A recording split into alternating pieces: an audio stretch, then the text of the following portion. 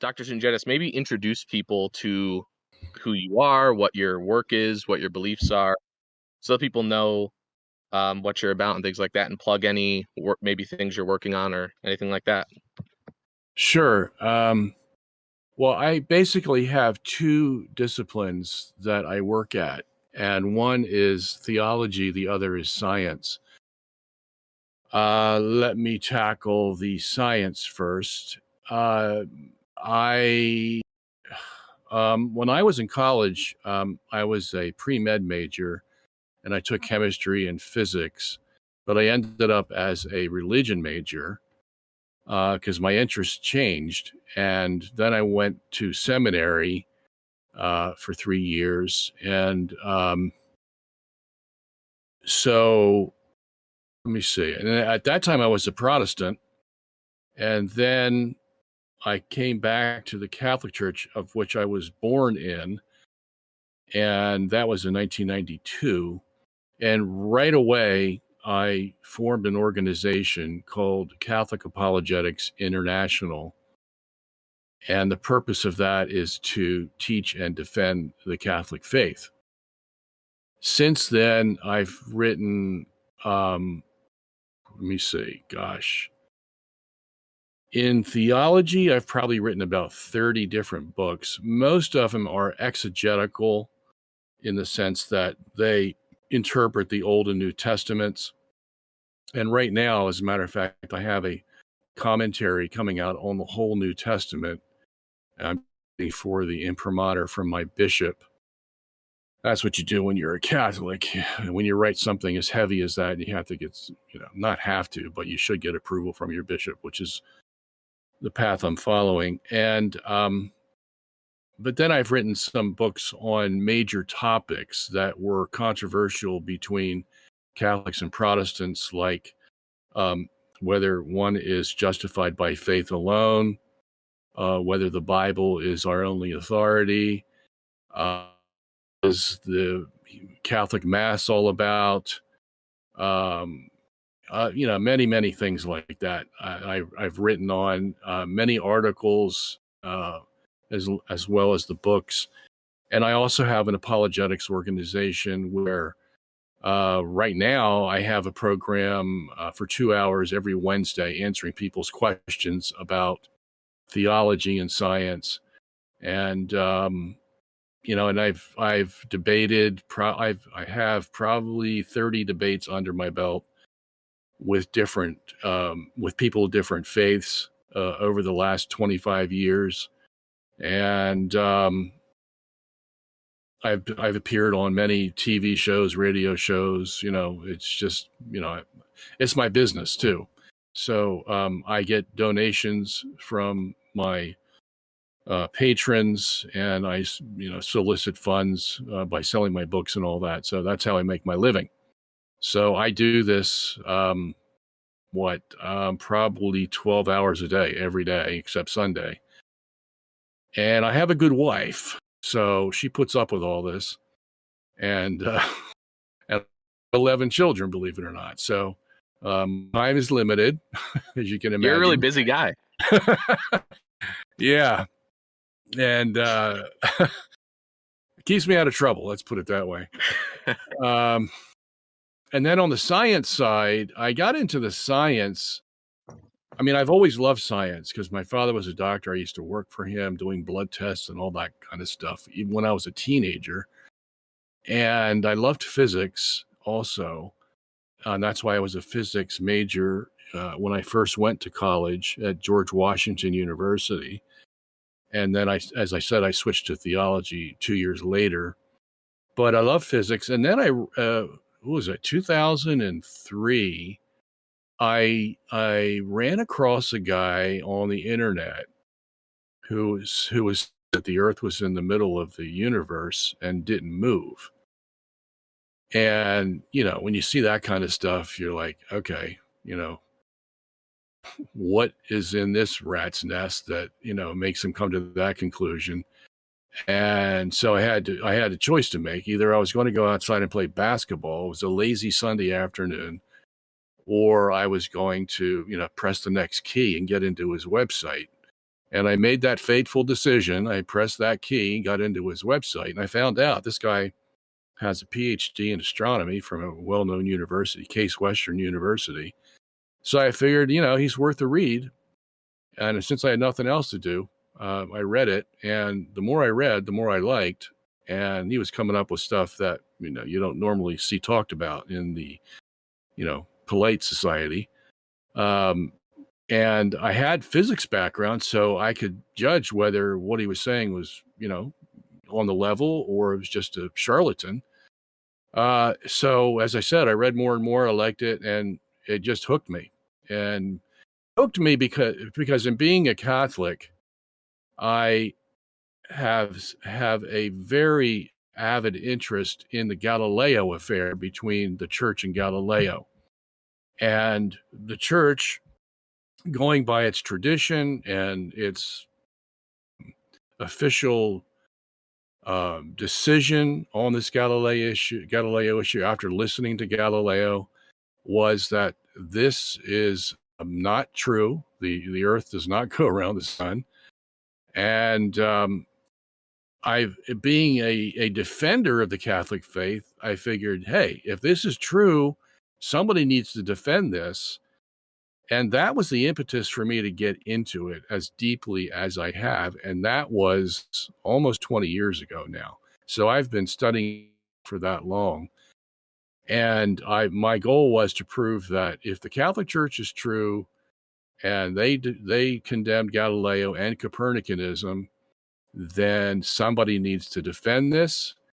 And, I don't know, heaven reached down its arm and said, you're the guy. So I took it up, and I've been there ever since. And I've made a movie, which we put out in 2014, a theatrical movie called The Principle. And that ran for 6 months, actually, in about 15 different theaters in the U.S.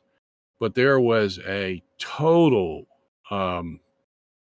rejection of that movie from the media, from scientists, from all my enemies, of course. And so it didn't get as far as we wanted it to go, but at least we got the conversation started.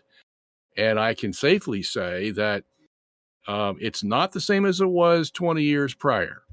People were talking about this. And as a matter of fact, it was just a while ago, someone was on an airplane. And they were sitting next to somebody they didn't know. And he happened to lean over to them and say, have you ever heard this stuff about geocentrism? And the lady turned to him and said, oh, you mean the work of Robert Sungenis? And so from that, we know that at least people were talking about it, and that's basically what I have done in this realm. And I feel satisfied with that. And I want people to talk about it because, man, there is just so much information that could turn someone who wants to listen and learn and is intelligent and is logical. If they hear this information, they're going to at least think twice about what they have been taught since childhood, that the Earth goes around the sun. And it's easy to explain to those who know the physics and those who are open-minded. So that's been the other side of my career, dealing in science along with the theology, but actually they mix, they overlap a lot. And the thing I always like to say is, somebody will ask me, well, what difference does it make, if the Earth goes around the sun or the sun goes around the Earth? And this is what I tell them. I say, if the Earth is in the center of the universe, that means it didn't get there by time and chance. Somebody put it there, because it's not going to get there by itself. If that's the case, then who is this someone?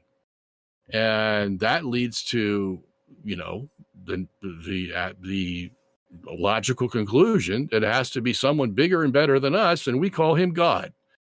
And if God exists and we have proof of it because the Earth is in the center, well, that changes everything. It changes everything. And I've seen people's lives change by this. And I've seen people get worried that they can't prove that the Earth goes around the sun. That's another thing that's spawned me on, is that there's just no proof. You would think that they have just reams of proof that the Earth goes around the sun, but all those have been discredited. And here we are now in modern times with modern physics. And if there's anything that supports geocentrism, it's physics. And I'm talking about general relativity, Einstein's general relativity. The whole definition of relativity is such that Einstein had to accept that a universe going around a fixed Earth was just as scientifically viable as an Earth rotating in a fixed universe. And that's the nature of relativity. And then he gave us all the equations and stuff that we would use in from general relativity to show that yes, it's a viable scientific option, and we can prove it with equations. You see, as a matter of fact, some of the same equations that Newton used, we can use in the geocentric universe to show how viable it is. So I hope that gives you a background of where I'm coming from and what I've done. Yeah, that was awesome, and we're so glad to have you on here. And a lot of people have been talking about this because you're very controversial to even some Catholics. You know, some Catholics would even see you as in terms of your geocentrism. Um, and it just seems like you're using science and even philosophy to try to further prove the doctrines of the church. Yeah, It's gotten a lot of people talking. let me just say a word about Catholics. Today, there are 57 different varieties of Catholics. Okay. The more liberal branches of Catholicism are the ones who become my enemies because they're trying to do away with traditional Catholicism. But even the traditional Catholics, because they don't understand the science, they get fearful. And they think that the only ones that know the science are the men in white lab coats. And then they have this misconception of who Einstein was. If they really knew who Einstein was, they would see that Einstein's the very one we point to support a geocentric universe, but they just can't see it because they don't know the science. So that's the hard part, is the communication barrier that I have. I can only really talk to people who understand both the physics and the theology at the same time. I had a program I was on about a month or two ago with a physicist, and he wanted to get me on to sort of drill me to see if I really knew what I was talking about. And at the end of the program, he said to me, well, I've got to say that you're correct, that we can have a geocentric universe under the rubrics of modern physics, and no one can dispute that. He just says, but I just don't prefer that. I prefer the other way. And then the show ended after that. But people really do. But there are a lot of Catholics out there that are liberal-minded that don't give me the time of day. Yeah, and that's unfortunate. And so I want to get into some of the questions, and the first few kind of start off with some of the geocentrism questions. So the first one is well, it has to do with like Earth and physics type stuff. The first one is from this is going to sound like a contradiction. His name is Christian Materialist, and his name is, how does geocentrism better explain our observations of the orbits of planets? Well, it's not that it's better. The issue here is that it can. You see, we've been under the delusion that geocentrism can't explain the same orbits of the planets that heliocentrism does. Well, to be frank, geocentrism, the model of the solar system in geocentrism, is just a mirror image of the one that's in heliocentrism. All we have done basically is switch the Earth out with the sun, and all the planets go around the sun, and the sun goes around the Earth. Now, if you look at this in diagrams, you'll see that it's just a mirror image of heliocentrism. All the distances are the same. All the speeds are the same. Everything is exactly the same. And it's uncanny when you actually see them put up against one another or side by side on a video. And we do this for people. And when we do, their mouths drop. They can't believe how simple it is. on the planetary level, that is. Now, the geocentric issue is much bigger than the planetary issue because now we're dealing with the whole universe. And that's where it gets a little bit more complicated, but it's easy to explain. But to answer the question, there's really no difference between the geocentric and the heliocentric except what's in the center. So they both explain it equally well, is what you'd say. Yes, that's right. Yeah. So the next Okay. question would be, well, which one's right? So, 2 plus 2 equals 4, and so does 3 plus 1 equal 4. But which one is the correct equation for the particular thing you're dealing with? They both get you to 4, but you can't say that both sets of addends are going to be two different answers that could be let's put it this way. Only one of them can be the correct addends, either 3 plus 1 or 2 plus 2, depending on what you're looking at, even though they both get you to 4. All right. The next question is, I think, also pertaining to some of your work, because I think you've done a lot on or you've done work on flat Earth, right? You have a whole book on the flat Yeah. Earth stuff. Yeah. 740-page book that I was commissioned to write and enjoyed every minute of it because, flat Earth a few years ago was really big. I probably still is big. The guy I debated, 3 years ago or 2 years ago, I forget, Rob Skiba, he just died this past week, as a matter of fact. So I don't mean to laugh. I'm just saying that it's just a coincidence that this young guy, I'm probably twice his age, he died of pneumonia, and I felt very sad about that. But he was a flat earther that I debated. Mm. So this is from Reggie, and this is probably going to be a very you probably already gave the answer, but he asks, do you embrace or distance yourself from the growing flat Earth movement? That's what he asked. Oh yeah, I appreciate their attempts, and let me say this: flat Earth, in one sense, is sort of like a knee-jerk answer you give, and it's no. The Earth is not flat. But then when you go in to study it, and you see the reasons why some of these guys fell for it, you have sympathy for them because it's not as easy as you would think it is to prove that the earth isn't flat. At the end of the day, yes, it's flat. And there's some really good evidence that points to that. But there are some evidence, and one of them was dealing with what you see over something like Lake Michigan. When you look from the eastern side of Lake Michigan over to the western side where Chicago is, sometimes these buildings they will be above the horizon. Okay.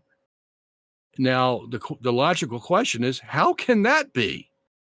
If the Earth curves, by the time you get to the other side of Lake Michigan, these buildings should be 900 feet below the horizon. In other words, you shouldn't be able to see them at all.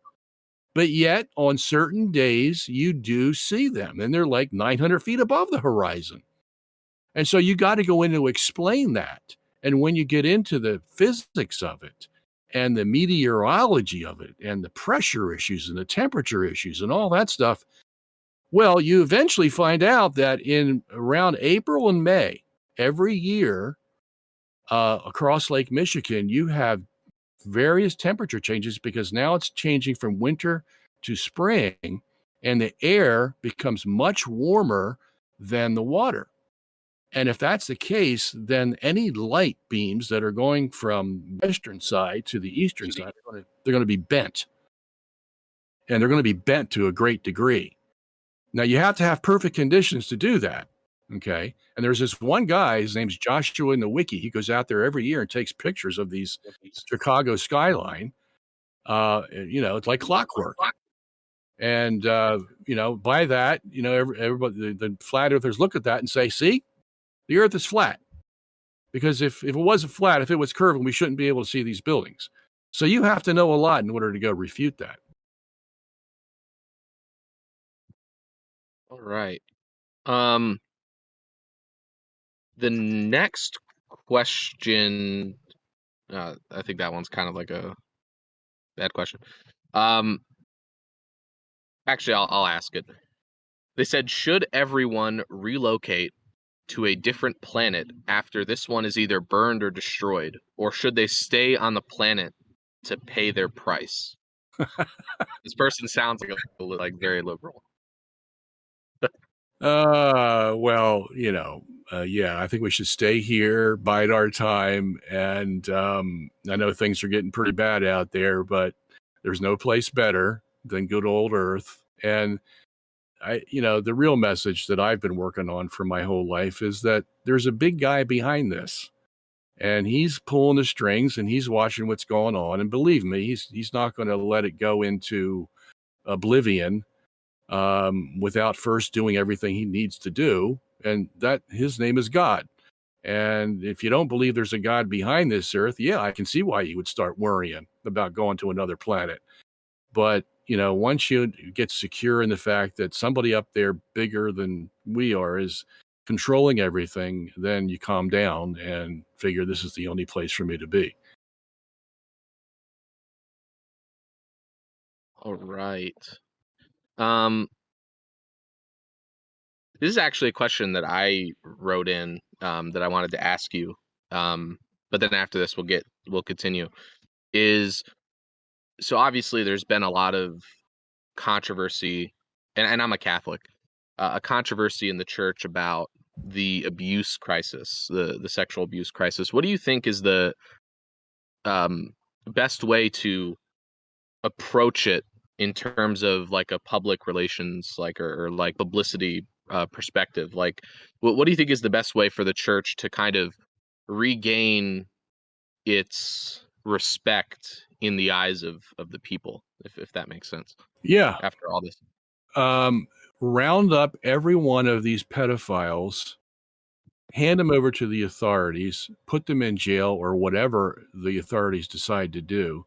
But that's what the church needs to do. They needs to clean up the mess it's created, and it's worldwide.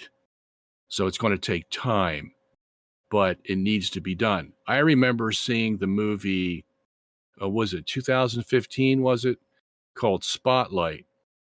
And that movie was a story about the pedophilia occurring in the Archdiocese of Boston, and showed all the players and how bad it was. And 90-minute movie. By the end of the movie, you're like really disgusted. And then at the very end of the movie, they run a scroll that keeps going like for about 10 minutes of all the dioceses in the world that are hampered with this problem of pedophilia. And you see almost every diocese in the world has the problem. They name them all, country by country. And by the time at the end of the scroll, your jaw is dropped to the floor to note how big this problem is and how it has gone on for years with nobody doing anything about it. They just keep shoving it under the rug. And what was the other day, I saw a stat that said in France from 1960 or 70 to the present, there were 330,000 childhood victims of pedophilia from Catholic priests. And I'm just like, my goodness. And that's just one country. And it's happening in all the countries of the world, just with very few exceptions. So if the Pope means business and he wants to, and it's not like cancer where you don't know what the remedy is. This has a quick and solid remedy. You just round them all up and you put them in jail is what you do. And you start over again. And that's what I would suggest. Just to follow up on that is, what would you say to someone who maybe is not a Catholic, maybe a Protestant, or maybe an Orthodox, or even maybe an atheist or someone who's just considering Catholicism, because I remember when I was converting, I just got baptized in April, and one of the hardest things for me when converting was that kind of emotional issue of how many how much pedophilia there is worldwide in the church. What would you say to someone who would say, Dr. Sungenis, why would I think this is the true Church of Jesus Christ if there's so much abuse going on and even liberalism going on in the church? Why should I take the church's claim to apostolic authority and truth seriously? But how would you maybe respond to that person? Well, I would say, look, if you're going to become a Catholic, you're going to have to go in holding your nose. And it's not just pedophilia that's the problem. There are many other issues, and it's gotten out of hand. In the 20th century is probably the worst century that the church has ever had. And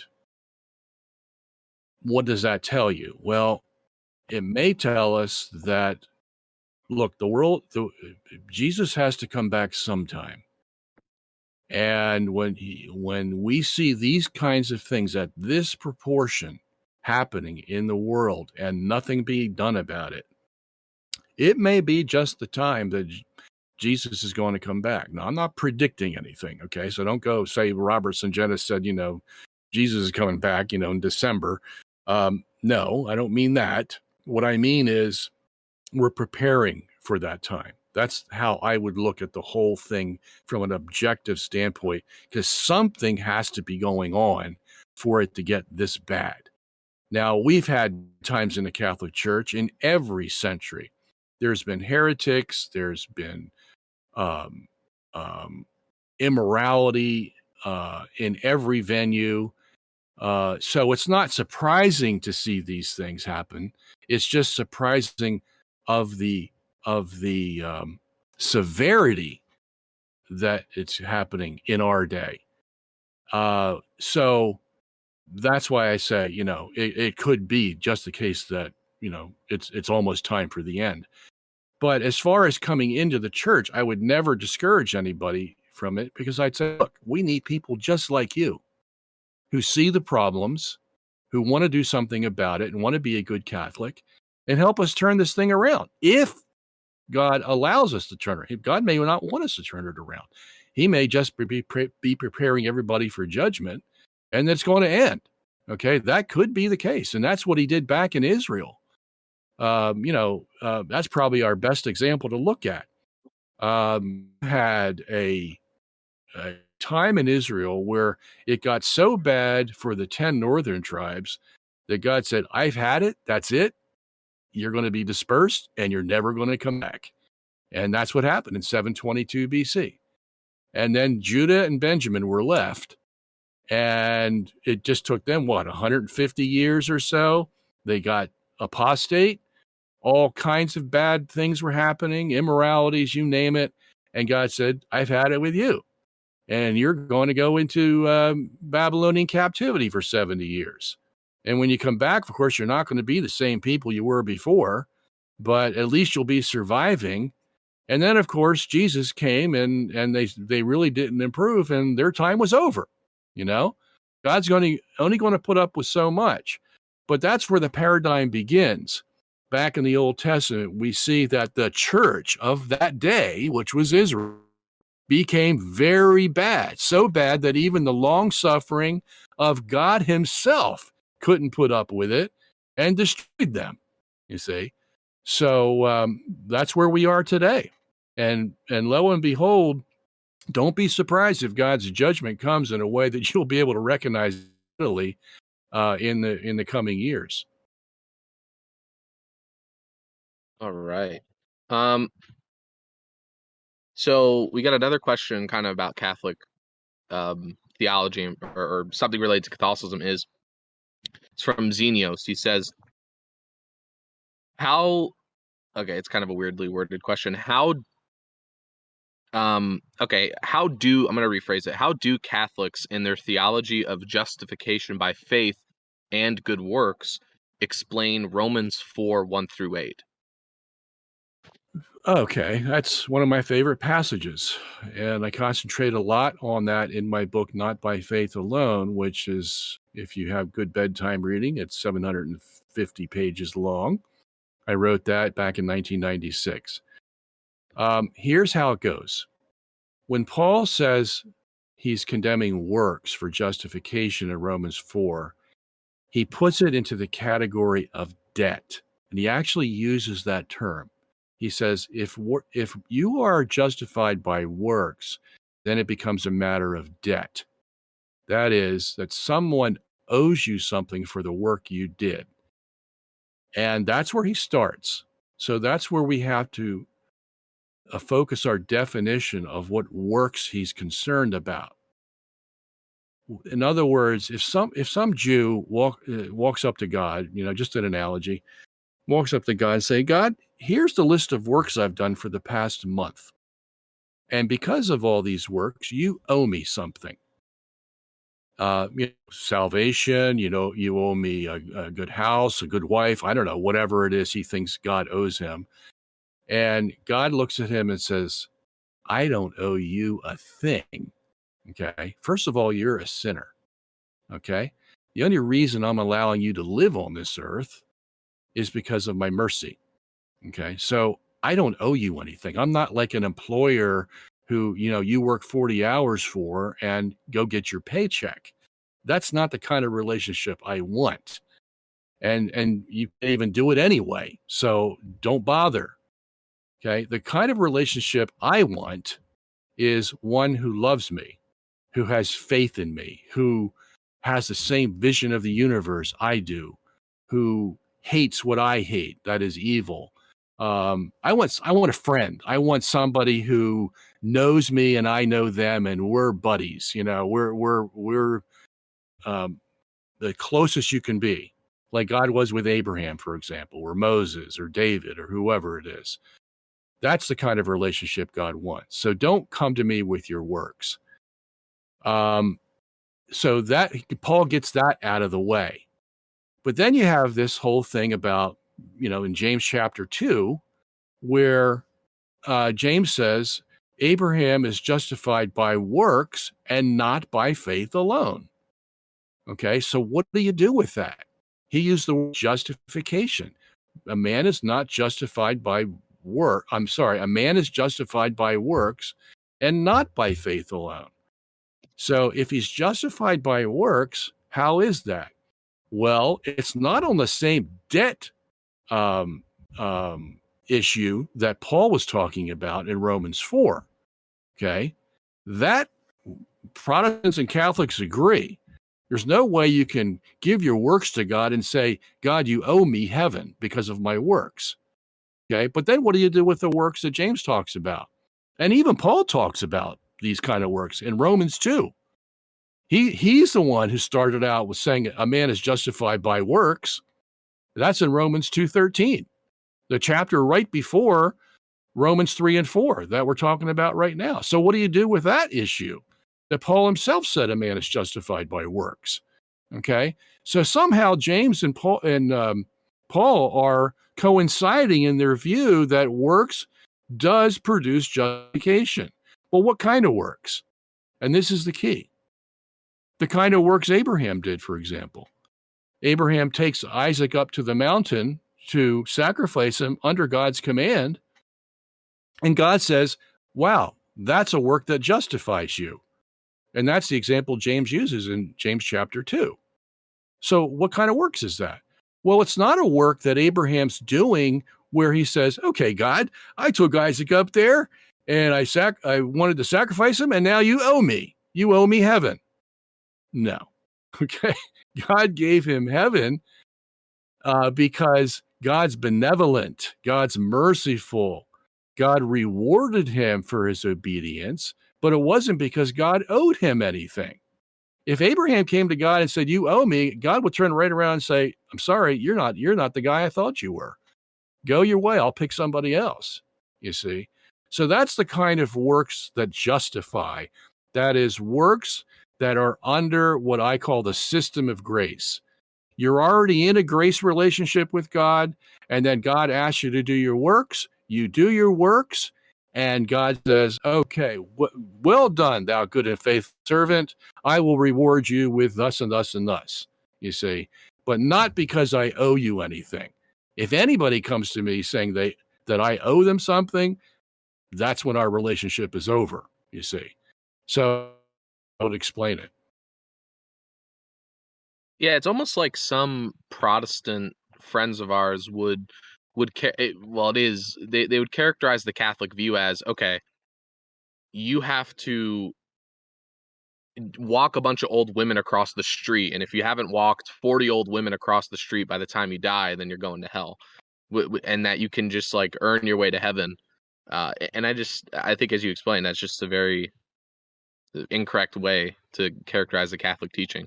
Yeah, yeah, it's caricatured in many different ways, and that's because they're Protestant. You know, they have it's been taught to them by Martin Luther or John Calvin or Zwingli, whoever it is, about faith alone, and so they have to defend it. So the easiest way to do that is to make a caricature of the works that Catholics do for justification. Right. So that was an awesome answer, and I think the next one actually gets back more in. It gets into your. I believe it gets into the movie that you made, The Principal. I just have to find the question again. Okay, here's the question. It's on Wikipedia that Kate Mulgrew, aka Captain Catherine Janeway, narrated a film that you produced, The Principal. How did you manage to hire her to narrate your film, and why did she say that she was duped like the other scientists that were on the film, such as Lawrence M. Krauss, stating that he was misled? That was a mouthful. Yeah, thank you for asking that because I like to answer this whenever I get the opportunity. Um, we contacted Kate Mulgrew's agent in New York. This is back what, 2010 or 11? Or no, when was it? 2013. Yeah, I think it was 2013 because she signed a contract in June of 2013, if I remember correctly. At any rate, we contacted her agent. We told him we were making a movie or a documentary on cosmology, and we were offering a good amount of money for Kate to do it, and we had asked people before we ran into Kate. We were going to have Sigourney Wood. We were going to have what's that guy named Sting Sumner? I forget his first name. Della Reese was a candidate. Then she died. And who else? David Bowie, of all people, we were thinking about, but knocked him out. The last one on the list was Kate. So we called her, and because she's got this deep baritone voice. I don't know if you ever heard her. And she played Captain Janeway, which gave her an aura scientific that people who watch the scientific movie would love to see, Captain Janeway talk science and cosmology. So that's why we narrowed the choices down to her. And the agent said, well, send us the script. We'll take a look at it. If we like it, we'll, call you back and go from there. So we sent them the script and they apparently liked it, called us back, and we made an appointment to go to New York to have her do the interview. And she does the interview, but the contract says, and her agent says, that we don't want you to do any interviews with Kate. Just have her do the narration, and that'll be it. We said, okay, fine, no problem. And so we did the narration. She did a great job. She only took 2 takes, and it was perfect, just what we wanted. And then after she did the narration, she goes up to the producer and she says, I know they said that we couldn't do an interview, but I love this script so much. I would like to do an interview with you for about 10 minutes, telling you, giving you praise for this script because it's wonderful. And we said, sure. You sure they won't have a problem with it back in New York? And she said, nah, I can grease that through. And she did her interview, and it's on our website, the principalmovie.com website, Kate's interview, at least part of it. And so everything was fine. We left New York and had this great narration for the movie, and everybody was happy. We paid her the money. And then in April of 2014, one renegade Catholic who doesn't like me or the producer and is quite liberal. Remember, I told you about liberal Catholics before. They're Yeah. they're of another world. Okay, called up Lawrence Krauss and told him that he was secretly put into a documentary that was teaching about geocentrism. And poor Krauss, didn't know what to think. He got clips off of YouTube of me and put them into a movie and blah, blah, blah. Well, anyway, the press got hold of this, and there was some other person involved who helped this other person who called up Dr. Krauss, and both of them worked together to try to squash this movie. And because they were liberal and they didn't want any hint of geocentrism being part of Catholic thought. And so they did their work. They called up all kinds of agencies and newspapers and this and that. And within 2 weeks in April 2014, there were 150 news outlets across the world condemning the movie and me and the producer for making this stupid centrism movie. And now, how does that happen? Basically, overnight, 150 news outlets. Well, somebody with some big arms is up there watching what's going on and pulling the levers to get all these newspapers to basically say the same thing. It was like somebody wrote the script and then all the newspapers copied it. I don't know if you've ever seen that phenomenon before, but it's almost made a joke sometimes because they have all these newscasters from local places across the U.S. all using the same wording, in their newscasts,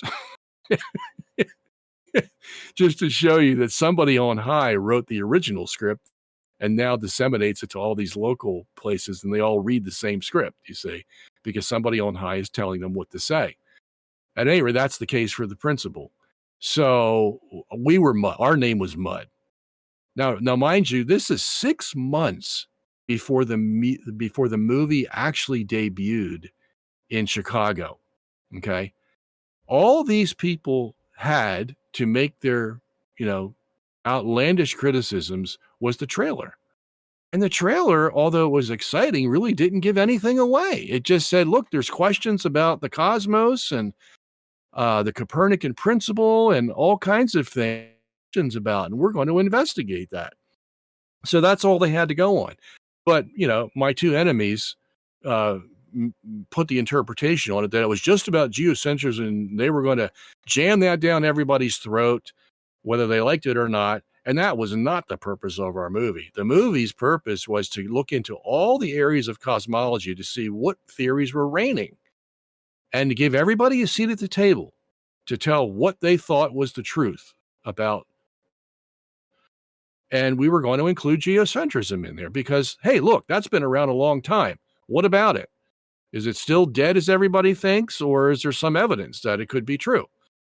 So that was our thesis, but that's not the way the media made it look like. So the next thing they did after knocking on Lawrence Krauss's door is they knocked on Kate Mulgrew's door. And they said, by the way, did you know you're cast in this movie that's teaching that the sun goes around the earth? And it's made by this guy, Robert Sungenis, who's a traditional Catholic, who has some weird views about the church and all this stuff. And she's like, no, I didn't know anything about that. I did a narration, but it wasn't, I read the script, I did a narration for it, and there's nothing in there about, forcing everybody to think that the sun goes around the earth. There's nothing in there. But, look, she had a show on at the time called Orange is the New Black. She was, this was do or die for her, because if she said, well, yeah, I support those guys who, talked about geocentrism, her career would go down like a airplane shot down. Okay. So the only logical choice for her was to say, I had nothing to do with that. I was a voice for hire. I was deceived into getting in there, blah, blah, blah, blah, blah. That's because of all the gossip that she was told that wasn't true. So she reacted to it like any normal person would react to it. And unfortunately, she didn't give us a call and get our side of the story.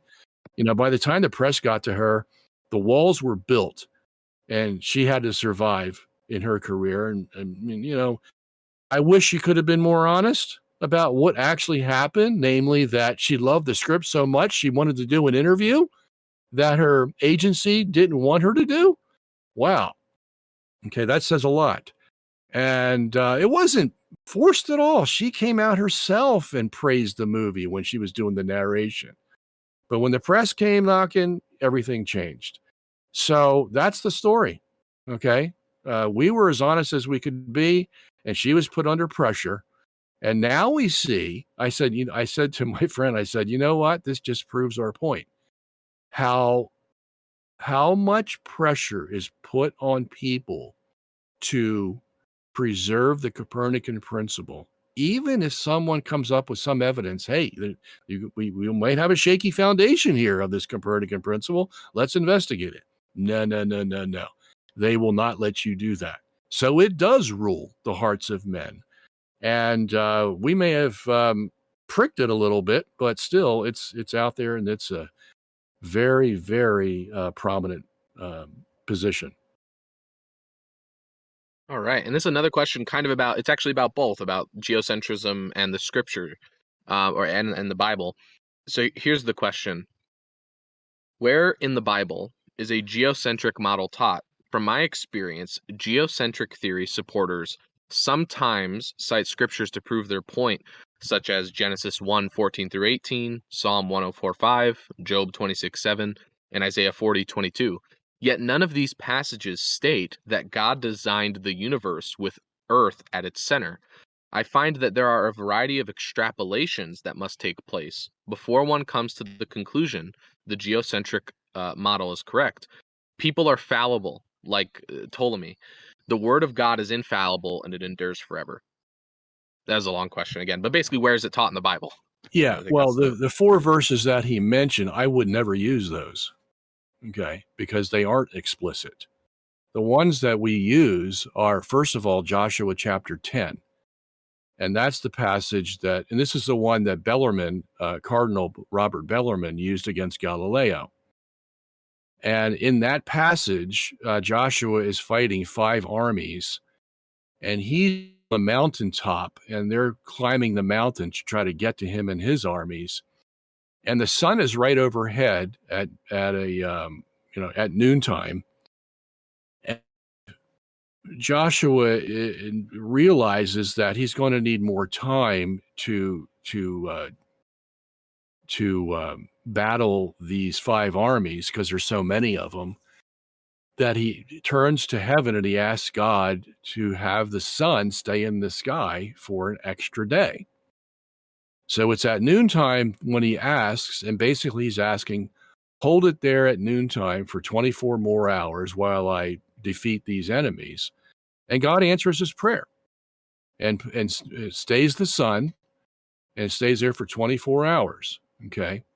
And one of the reasons this is important for Joshua is because in military strategy, if you can get the sun behind your back and have it straining the eyes of your enemies as they're climbing up a mountain, well, you've got the advantage, because they're basically blinded in trying to attack you because the sun is there. Okay. So it makes sense logistically for Joshua. The other very interesting fact about this is that God has the moon stay still, not just the sun. Okay. And this is going to make this is the fact upon which the whole narration pivots off of. The moon stays, and where is the moon? He says the moon is over the valley of Elijah. And where is that? Well, that's due west of where Joshua was on the mountain, because he was in Gibeon, and it's very near the Mediterranean Sea. Okay, so where would the moon have to be if in the daytime it appears with the sun? Well, it would have to be about 30 degrees above the Mediterranean Sea and 30 degrees, obviously, above the Valley of Ajalon. Whereas the sun, of course, is in the middle of the sky at noontime, okay, at 90 degrees, we would say. So there's about a 60-degree difference between where the sun is and where the moon is. Now, in science, we know that the moon moves independently of the sun, okay? It moves about 54,000 miles per day, and it completes its orbit around the Earth in 28 days.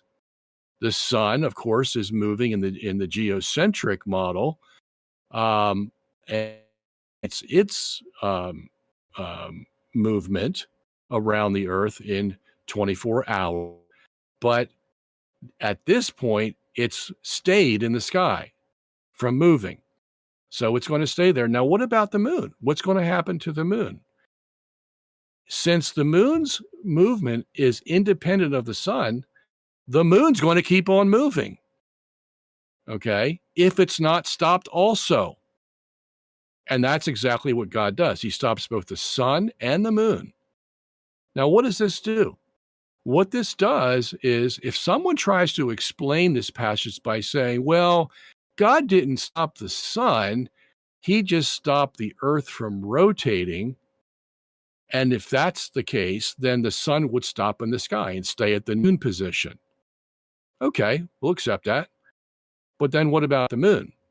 If you stop the earth from rotating, what's going to happen to the moon? It's going to keep on going.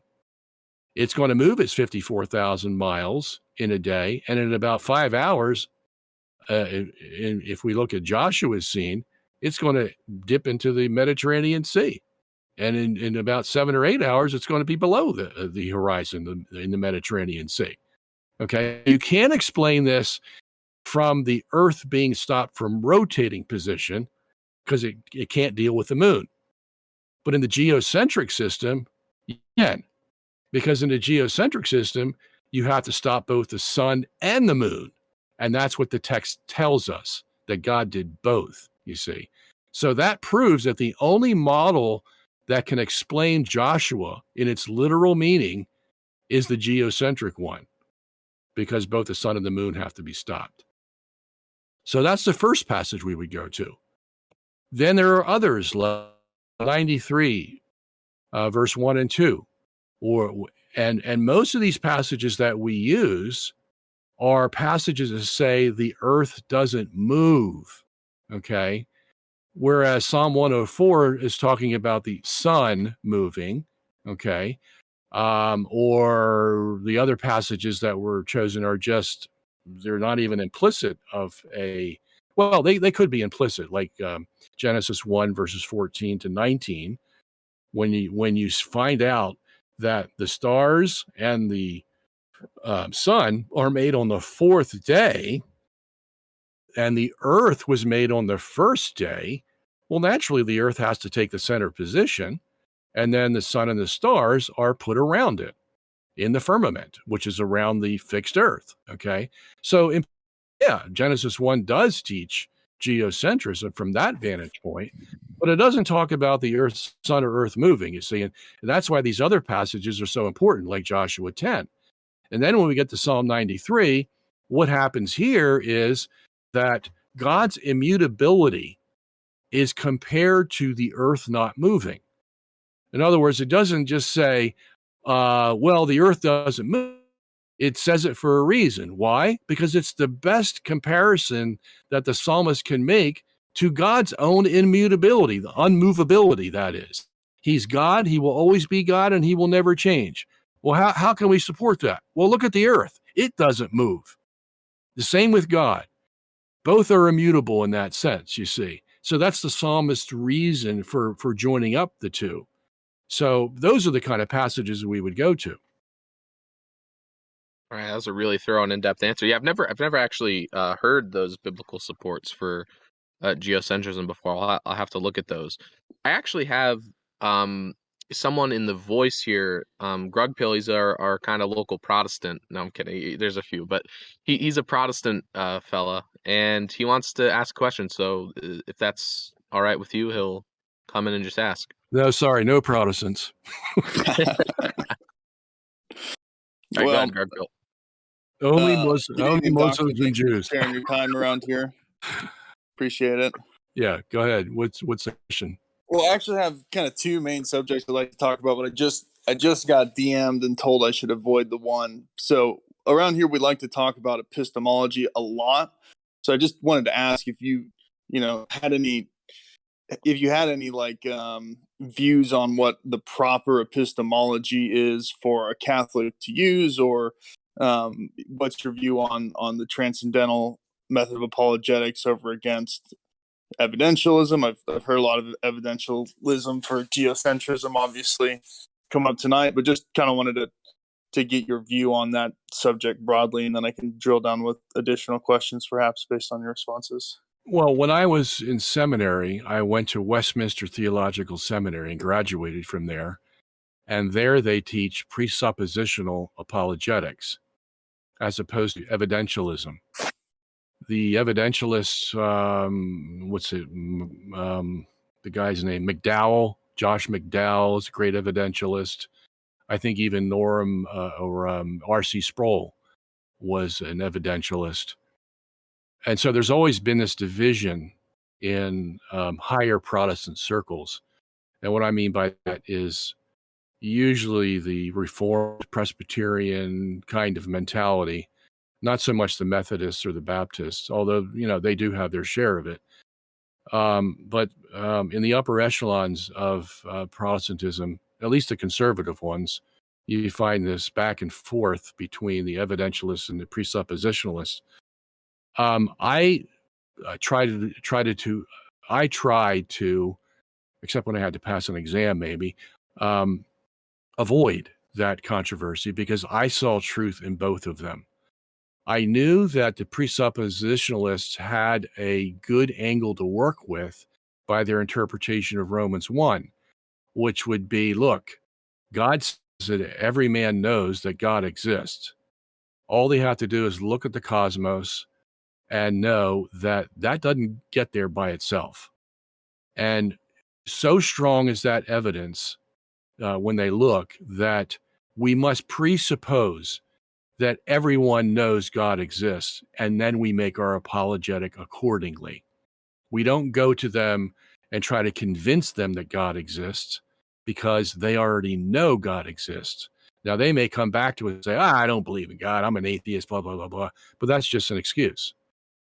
That's a form of suppressing their knowledge, as Paul uses that word in Romans 1, verse 19.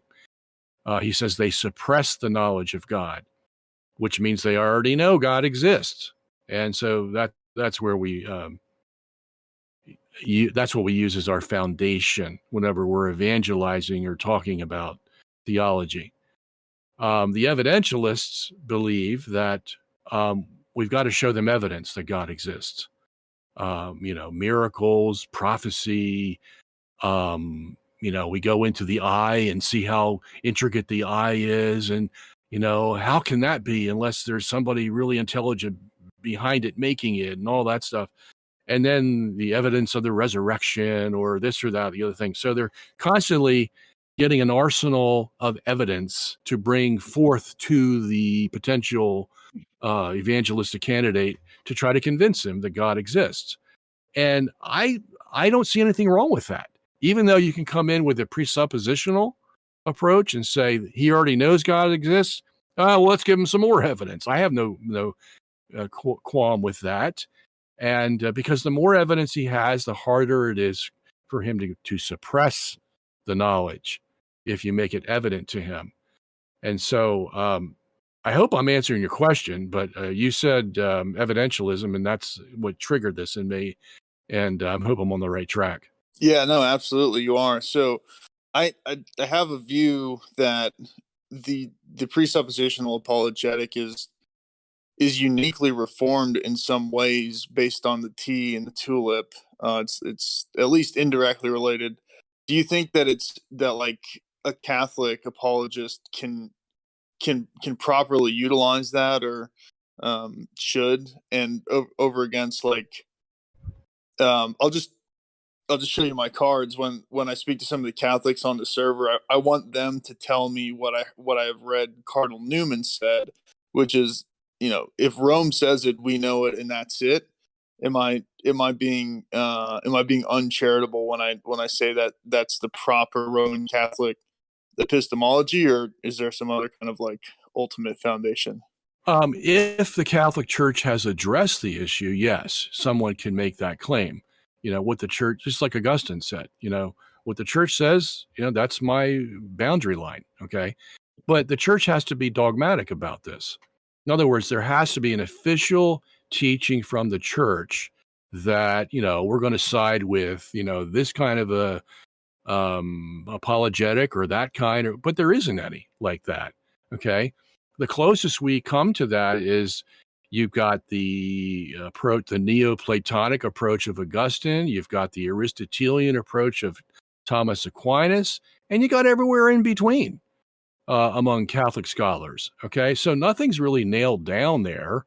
And there has been no dogmatic decision from the church in which direction we're going to go in these metaphysical areas. As a matter of fact, the church had a big to-do in the 1600s when a group of Catholic theologians were going against Thomas Aquinas. Thomas Aquinas had this, what you would call pretty extreme epistemology and eschatology, wherein you had the first mover from Aristotle that he used, and then that mover made cause and effect events, and they were all basically scripted, okay, wherein there could be no deviation. And so his predestination theory was basically one where God saw it all from eternity past and he sees it all in eternity future. And there's no deviation from that. We're just basically going to follow this script. Okay. And that was too extreme for some Catholics. And so this, I think he was a Jesuit, Molina, said, no, that can't, there's got to be some contingencies in this so-called cause and effect from eternity past to eternity future. And he's trying to deal with free will is what he's trying to do. Just like Luther and Calvin and Zwingli and the Remonstrants were dealing with in Protestantism, because they knew that the scripture taught both predestination and free will. And that's where the controversy has always laid for 2,000 years, because nobody's figured it out, okay? Because it's very hard. It's very difficult. And so what I'm trying to say is, in history, we had this problem come up, and the Pope at the time, I think it was Pius V, said, hey, I don't know what the answer is either. And so I'm not going to judge one way or the other between Thomas or Molina on this issue. And it stood that way ever since for the last 500 years. Okay. The only thing the Catholic theology says basically is when it comes down to it, you have to have predestination and free will. We're not about to tell you how they work together, but this is what scripture says, and this is what we believe. And that's period, end of story. Interesting. I'm with you. Thank you for that. Okay. All right. Oh, sorry. You had one more thing to say? Go ahead. Yeah, I've heard you describe yourself as a traditionalist Catholic. I think can you explain that if you would, like some of the. I think it's really interesting for me personally, as well as probably the crowd. Like, what are some of these kind of like groups within Catholicism? Like, why do we see such like a wide range of like political ideology, and like, where can we who hope in the post-millennial Catholic Church of Rome to fix all our problems for us, or to support them in fixing the problems? Where can we look within Catholicism to find that? Let me say this first. I don't describe myself as a traditional Catholic. All my commenters do, I because apologize for the mischaracterization. no, that's no problem, because I understand why they do. And that's because a lot of my ideas come from traditional Catholicism. So they would naturally say, oh, okay, well, how do we label him? Well, we'll label him a traditionalist. But that's not true, because there are a lot of, I would say, more modern ideas that I embrace along with the traditional view. For example, Vatican II is one of those. I don't know too many traditionalists who really accept Vatican II, Vatican Council II, that took place in 1962 to 1965. I do. I have no problem with Vatican II.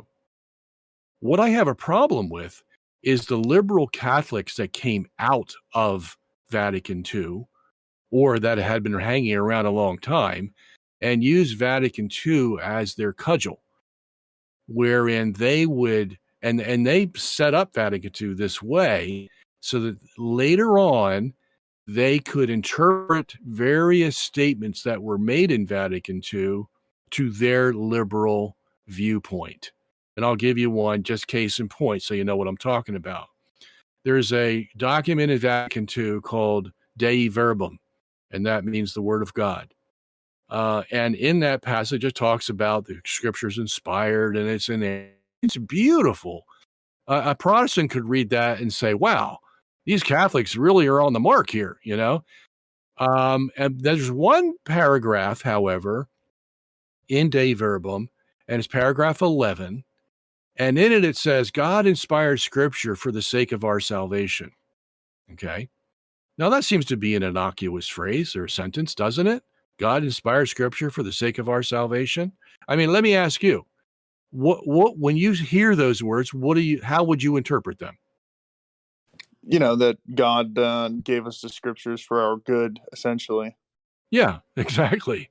And the highest good being salvation. Okay. And that was the intent of the writers of Vatican II. But the liberals, this is how bad they are. And they're growing worse. And they make up 90% of Catholicism today.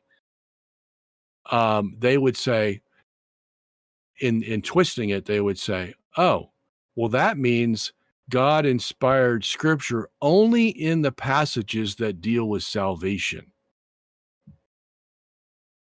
Okay. That's yikes. Yeah. I mean, so that does away with 90% of the Bible, because, including the Old Testament, because most of it's history. Okay. And what they are saying is the history is not inspired, not inerrant, and we can do anything we want with it, which is make it into myth and legend, just do away with it. And only those passages that deal with salvation are inspired. And even then, they fudge on that issue. And so what else does this mean? Well, it means like things like the role of women in the church has nothing to do with salvation. We can change that. Homosexuality has nothing to do with salvation. So we could just say that Paul condemned it in his day because it's just the culture of his day. And so the history that he's writing is not is inspired by God, and therefore, we don't have to go by that. And that's why we have such a big problem with it in the Catholic Church. This is what they've done. They've basically rewritten Scripture, and now basically they got a free-for-all going on. And that's the problem with this. So in that sense, wow, I'm against those guys for sure. Okay. And they're the progressives, the liberals, whatever term you want to put on them. And I will definitely go with tradition in that sense. But as far as Vatican II is concerned, I accept Vatican II. It's an ecumenical council of the church, the 23rd ecumenical council.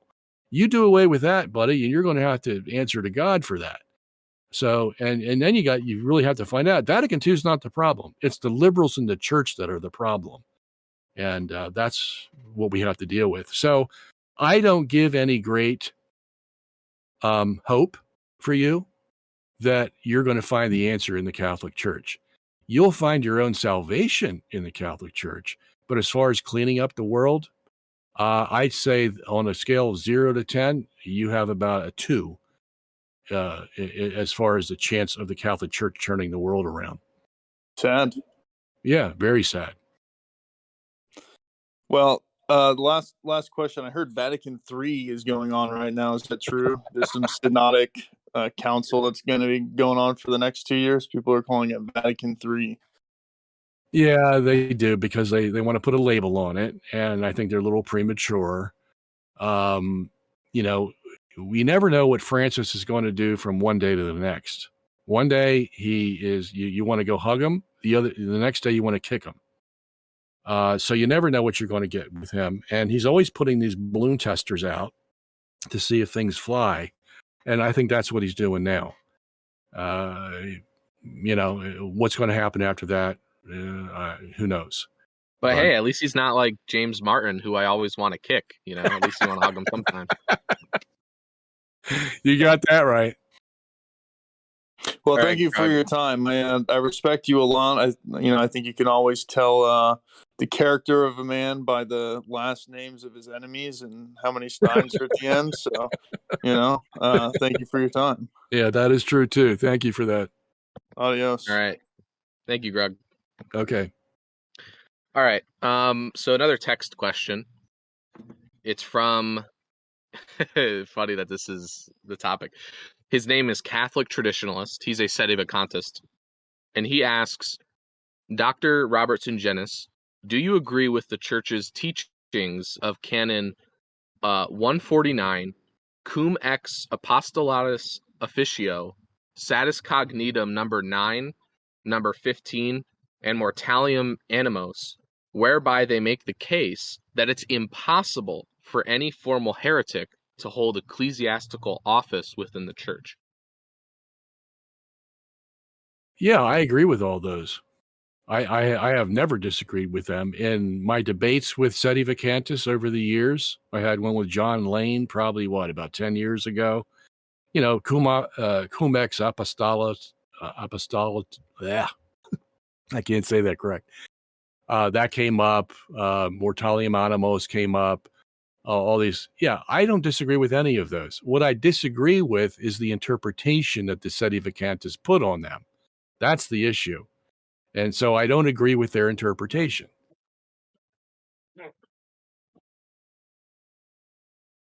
All right. And, what you need to know, to be very practical here, in the Protestant Church, they argue about the interpretation of Scripture. In the Catholic Church, they argue about the interpretation of councils and dogmatic statements by the Church.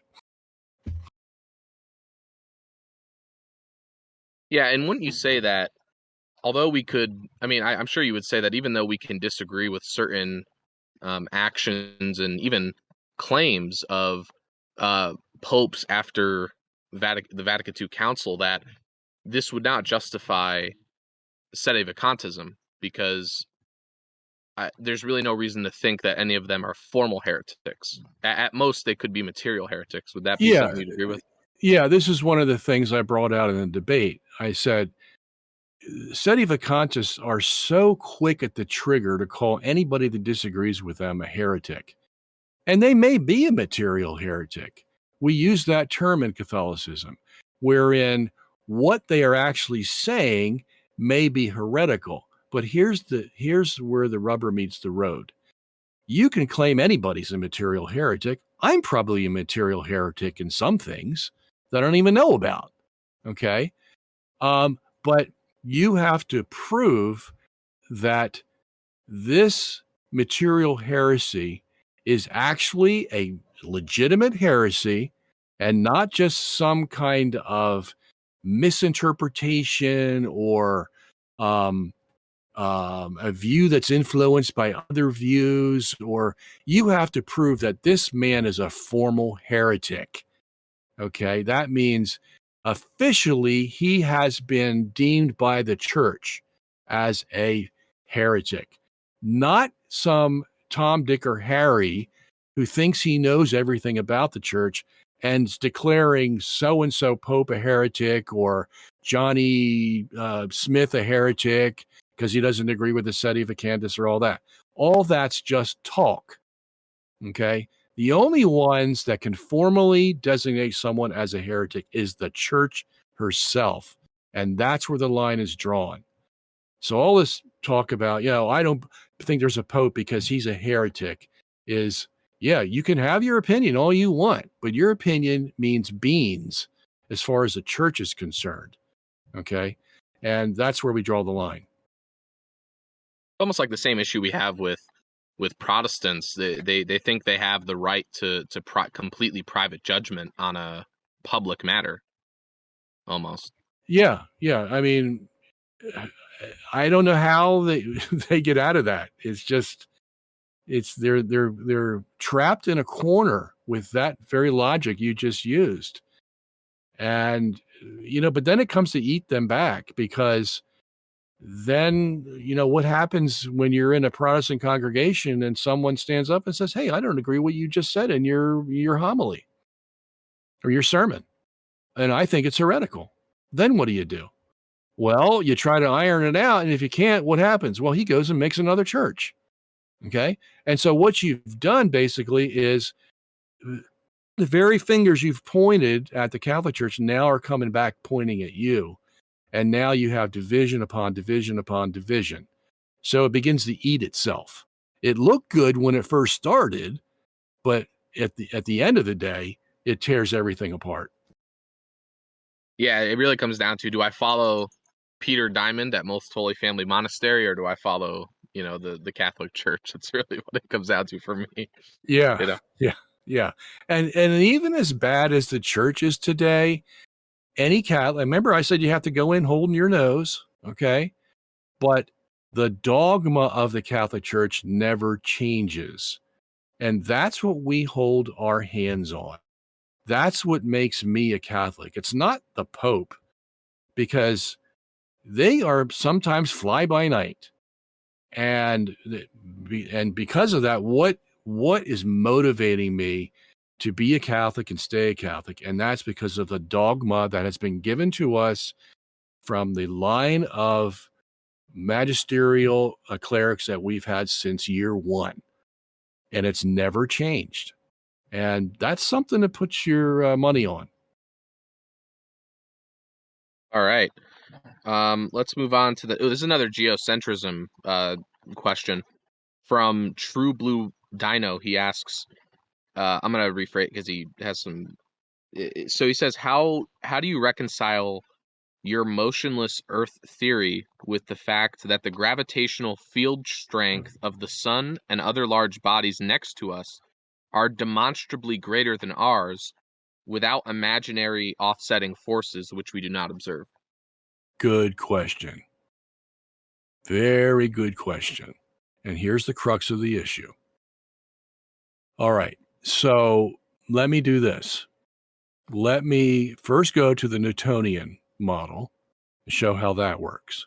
Okay. So in the Newtonian model, you have the sun that has, it's in the center. It covers most of the center of mass of the solar system. So we would say it's in the center, and all the planets are going around it. How does that work? Well, the sun has gravitational pull on these planets. And in order to escape that gravity, that is to avoid being pulled into the sun, they have to have a certain velocity to escape the sun. Now, if that velocity is too great, they'll go off in a straight line away from the whole solar system. If it's too small, they'll still fall into the sun. So it has to be just right. And the way they figure for the Earth, it has to be at least 30 kilometers per second, its velocity around the sun, in order to stay in orbit and not go outside the orbit and not to go into a deteriorated orbit. Okay. All right. We'll accept that. Now let's look at the, now, mind you, this is a system that only deals with our solar system. Okay. And if that's all we had, then there would be no geocentrists. Why? Because of what this gentleman just said, that the gravitational pull is tremendous compared to what the Earth has. And so the Earth would have to go around the sun. Okay. So we'll admit that right at the get-go. So what makes geocentrism work then? Okay. Well, geocentrism includes the whole universe. And now you're in a totally different territory. Okay. Not just the solar system, but the universe solar system you have to deal with. So how does that work then? Well, here's how it works. In geocentrism, the universe is rotating daily around the fixed Earth, and the fixed Earth is the universe's center of mass. And by the center of mass doesn't move. Okay, so that's the first reason the Earth doesn't move. The universe, the whole universe, is going around this center of mass. And what does the universe create as it's rotating? Well, if you know your physics, you know that an angular momentum of a rotating object is going to create centrifugal, Coriolis, and Euler forces automatically. Okay. That is, you're going to have a force that goes outward, that's centrifugal force. You're going to have a force that goes inward and curves, and that's the Coriolis force. And you're going to have a force that goes tangential, which is the Euler force. Okay. What is the purpose of these three? We call them inertial forces. The purpose of these inertial forces in geocentrism is they keep every celestial object in its respective position when the universe rotates. Okay. So if Alpha Centauri is out there 4 light years away and it has a certain orbit, it's keeping it in that orbit. It's the inertial forces created by the angular momentum of the rotating universe. The sun, how does that stay 93 million miles away from the Earth, staying away from the center of mass? Because the inertial forces on the sun are causing it to stay in that orbit. Okay. And the inertial forces are the centrifugal, the Coriolis, and the Euler. And you can go find this on Wikipedia. It's no secret. Everybody knows about the centrifugal, Coriolis, and Euler forces. Okay. As a matter of fact, when the National Weather Service is trying to figure out how bad storms are going to be or how fast the wind is going or whatever, what they have to do is, in order to convert from a rotating frame, which they believe the Earth is, to a non-rotating frame, they have to use the inertial forces, the 3 inertial forces. And you can find the equation on their website. Okay. So I'm not making this stuff up. All right.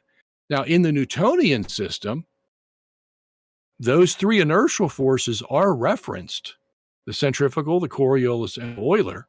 Okay. But they're called fictitious forces. Fictitious forces. Well, let's look at that a minute. Okay. And then I'll get back to the geocentric thing. Forces. In other words, when the Earth is going to the sun, there's a centrifugal force on the Earth to go outward. Okay. They have to take account of that. But the Newtonian system only has force equals mass times acceleration. It has no reference to a centrifugal force. But we know there is a force occurring on the Earth as it orbits the sun. Okay?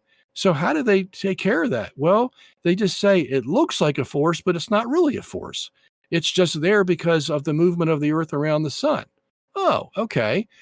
So when a NASA scientist has to send a space probe to Mars, can he just use F equals ma, force equals mass times acceleration, which is Newton's famous equation? Okay. Can he use just that? No, he can't. If he used just F equals m, that space probe would never get to Mars. What he has to do is add in the inertial forces, centrifugal, Coriolis, and Euler forces. And then that probe can get to Mars. Okay. So what does that tell us? Well, NASA's using these inertial forces as if they're real. But in the Newtonian designation of the Earth going around the sun, they just say they're fictitious. Okay. So we got a problem there, a big problem. You can't call them real on the one hand and then say they're fictitious on the other hand. And this is such a problem that Einstein said this is a defect in Newtonian mechanics because it has to add in the inertial forces by hand in order to get the space probe to go where it wants to go. Okay. And that's one reason why he developed relativity. All right. So now let's get back to the geocentric thing. In the geocentric model, the inertial forces, that is the centrifugal, Coriolis, and Euler, are not fictitious. They're real. They are real forces created by the angular momentum of a rotating universe. And then all we have to do is apply them to the celestial objects. And what happens? All those celestial objects stay in their respective positions and go around the center of mass just like the universe does. Okay? And you can prove this by the physics of general relativity, because general relativity says that's the source we go to that says we can either have the forces be fictitious or we can have them as real. And because they can be real, that means we have a geocentric universe right at our doorstep. We don't have to go searching for it. And if you go in and you analyze how these inertial forces relate to one another, the centrifugal, Coriolis, and Euler, here's what happens. The centrifugal force is going to try to make those celestial objects, Alpha Centauri, the sun, whatever, to go outward, because that's what centrifugal force is. If you've ever been on a merry-go-round, you feel that centrifugal force as the merry-go-round goes around, and it basically wants to throw you off the merry-go-round, okay? That's centrifugal force. So now you have to have a counterforce. What is that? That's the Coriolis force. And the Coriolis force, and again, you can look this up on Wikipedia, is twice the magnitude of the centrifugal force. So whereas the centrifugal force is forcing the celestial objects outward, the Coriolis is bringing them back inward at twice the strength of the centrifugal. So you end up with a net centripetal force that is an inward force that keeps those celestial objects in their respective paths around Earth, the center of mass. Okay, that's how you explain it physically, and it all works out. Believe me, you can actually, just invert Newtonian mechanics to get to that position, or you can use general relativity to get to that position. Whatever one is going to work.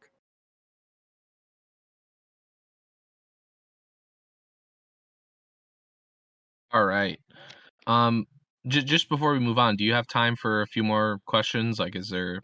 Yeah. We'll go a little bit longer because I was so bad at getting contact with you guys. So we can go an extra 20 minutes over 9 o'clock.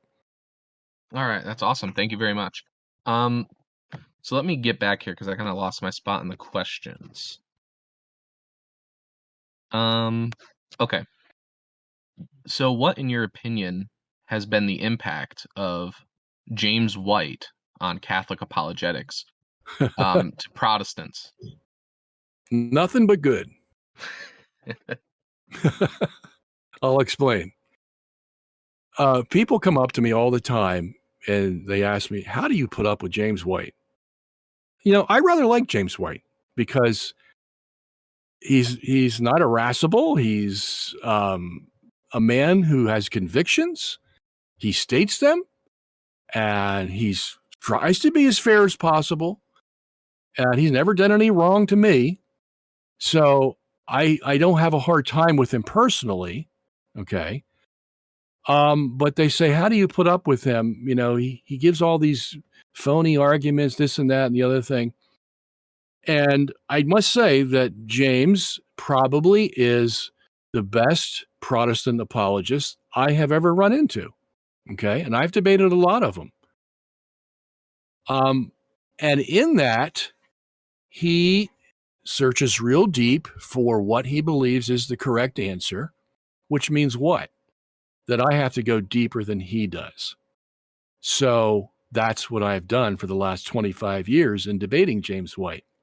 there has been no one that has prompted me to get deep into my Catholic faith and the Bible and history than James White. So I thank James White from the bottom of my heart for leading me on that path, because only he could have done it. And without him, I don't think I would be writing half the books that I write. So the difference between James and I is that I start out with the right answer and he's got the wrong answer.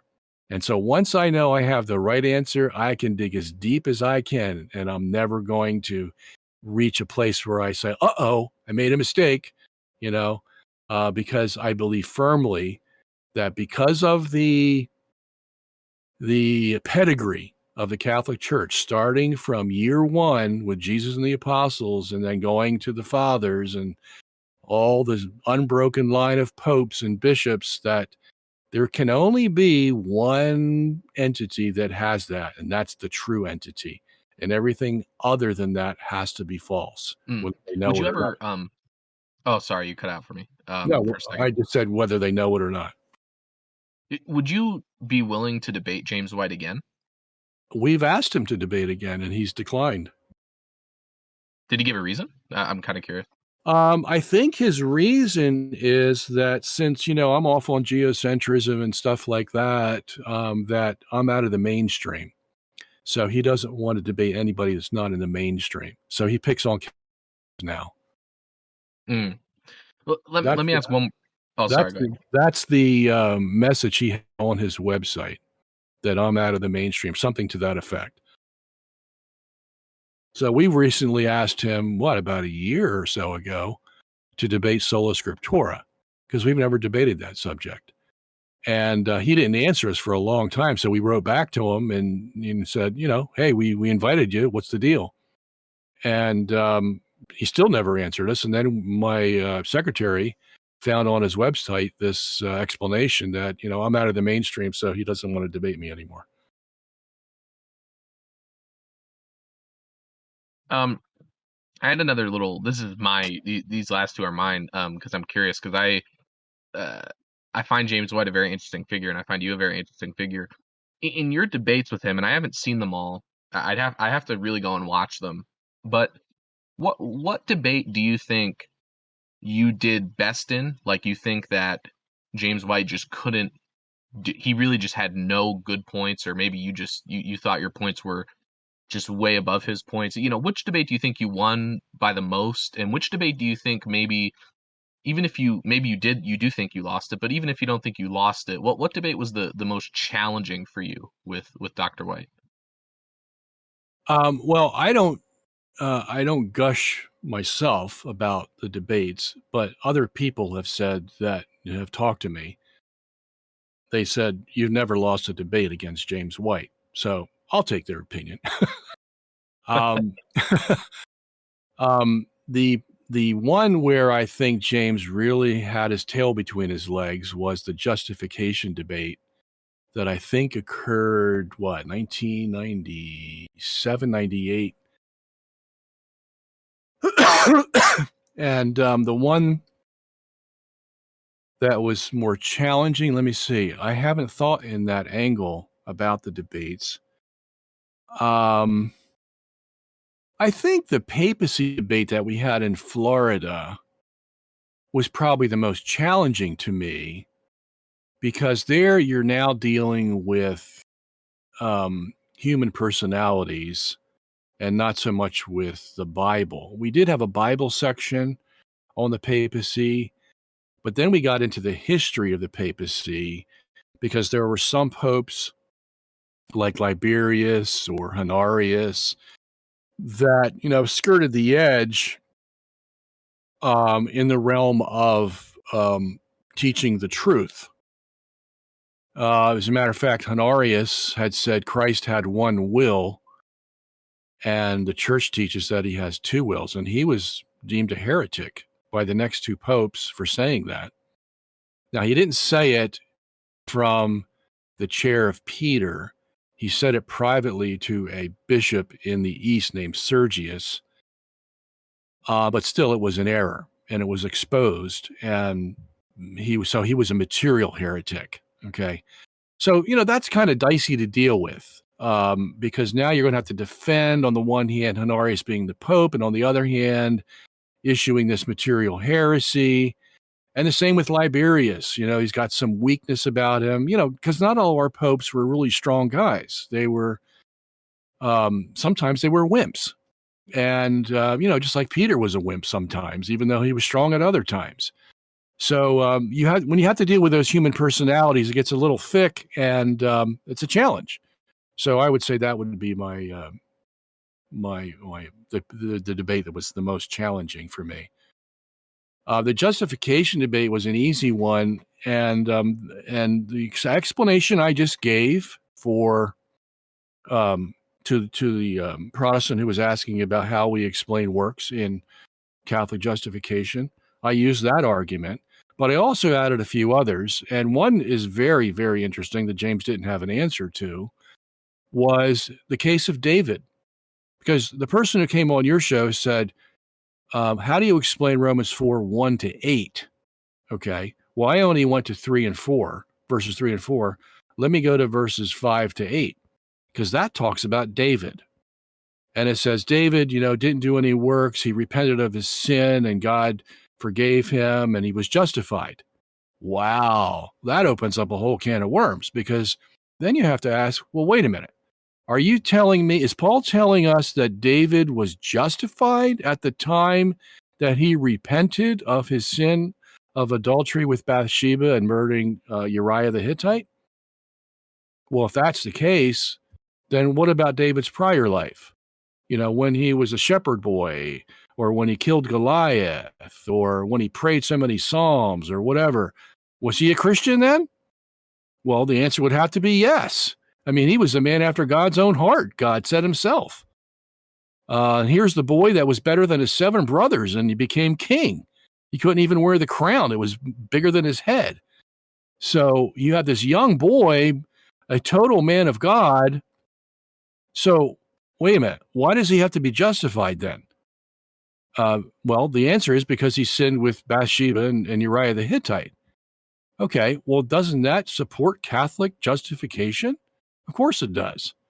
Because if he's justified prior to all those major sins, and then he has to get rejustified, well, that's exactly what Catholic justification says, that you can lose your justification because of mortal sin. And that's what adultery and murder are. They're mortal sins. And once you confess those sins, you can get your justification back. And that's what Paul's telling us happened to David, that he got his justification back. Now, if you're a Protestant, man, you're in a corner, and which way are you going to go to try to explain that one? Are you going to say, well, no, David really wasn't justified when he was a young lad, and he killed Goliath and wrote all these Psalms? Well, you can't go that way. Here's another way you could go. You could say, well, David's not really talking about himself. He's just talking about everyone else. Come on. How's that going to fit? David is being used as an example, just like Abraham is in the previous verses. Okay? They're both examples of justification. So you can't go that way. You can't deny that it's David. So which way are you going to go? And he didn't have an answer to that question. And basically that's how the debate was left. All right. I'm trying to get to the important ones and the ones that are more about the theology and science aspects. So I'm going to skip around a little bit.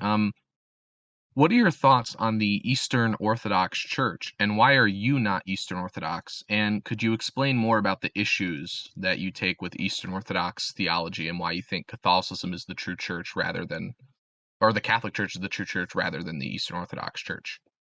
Well, it all deals with the papacy. Okay. I mean, if the Eastern Orthodox want to argue that they believe in the first 7 councils, well, then they believe in the Pope behind those first 7 councils, because he authorized each one of them. So you can't come, hundreds of years later and say, well, we don't believe the Pope. He's just a good guy, but we don't give him any authority like he had in the first 7 councils. Okay. You can't do that. So the whole thing based on the Pope is the Pope taught by Scripture, Was it held by the fathers and supported in the rest of medieval theology? The answer is yes. They didn't really have much. Yeah, we had our skirmishes here and there about the Pope's role and how far it extended, all that stuff. But basically, everybody agreed that the Pope's the final authority.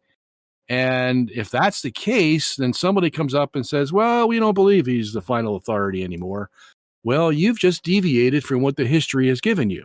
Okay. So I could never succumb to the Eastern Orthodox, although I say that because they have the sacraments and they have the priesthood, and that's because of the power of ordination. They were ordained, and so they get all that comes with ordination. And there's nothing we can do about that. So in that sense, they're another branch of Christianity, and I accept them as Christians, okay, because of those things they have. The power and the sacraments are what? The sacraments control salvation. Baptism is all about salvation. So if they have control of baptism, they have control of salvation to a certain extent. The only thing that's differing is now the authority of the Pope and a few other peripheral doctrines like Mary or purgatory or whatever, but they're just little things compared to this big issue about the Pope. Okay.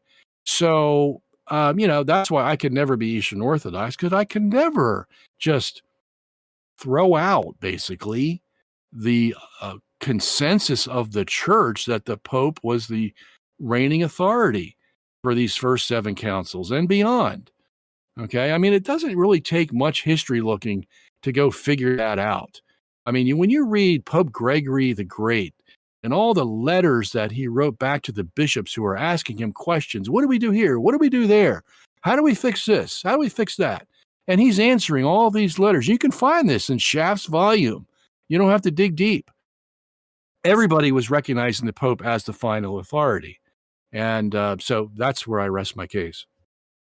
Right. And you would say ultimately that on the Orthodox view, you can't really have a final say because it comes down to a purely almost democratic authority structure where there is no head of the body on earth. Yeah. I mean, as a matter of fact, I just listened to a person. Is that what you'd say? Who left the Catholic Church and went to Eastern Orthodoxy. And he's explaining all his reasons why. And then at the end, he says, somebody asked him about this movement in Eastern Orthodoxy. Yeah, they're splitting from us. And I'm going, you see what's happening? You're not going to solve this problem that you think you have by breaking off from the Catholic Church, because the same thing's going to happen to you. So we have all kinds of branches of Eastern Orthodoxy and all kinds of rites and things because they can't agree with one another, on various issues. And that's why the hierarchy of the Catholic Church is so important, because come hell or high water, when you finally gets up to the highest rank, we have somebody up there that can say yay or nay. Okay. And we believe that he's guided by the Holy Spirit. And there's one passage that I harp on that teaches this, and that's Matthew 16, where Jesus says, I give you the keys, Peter, and whatever you bind is bound in heaven, whatever you loose is loosed in heaven. Now let's look at that for a second. He says, whatever you bind is bound in heaven. Okay, so heaven's binding it. Is there anybody in heaven that lies or doesn't tell the truth? No. Everything that comes from heaven must be true. So if heaven is binding what Peter bound, then what does that mean for the things that Peter bound? They must be true because heaven lied to him, you see. And so that's the papacy right there. And Jesus also says, whatsoever you bind. Whatsoever you bind. Okay, so this means that the Catholic Church is going to set the parameters for what is bound when she attempts to bound. And that's called ex cathedra. That is, when the Pope is in his chair and gives a declaration based on the 4 criterion that Vatican I said he has to fulfill in order to give an infallible statement, that's what abides then. That's the whatsoever that Jesus gave to Peter. And so Peter took that and said, okay, in these cases, when I say this and say it this way, it's infallible. Well, that's based on Matthew 16, verses 18 and 19, because heaven can't lie to us. How would you respond real quick, and then we'll get on to more geocentrism questions, to the claim that all the apostles received the keys in Matthew 18, and so therefore, by your argument, all the apostles would be equal? They didn't receive the keys. You won't find that word in Matthew 18. Find the power to bind and loose, but not the keys. Only Peter was given the keys.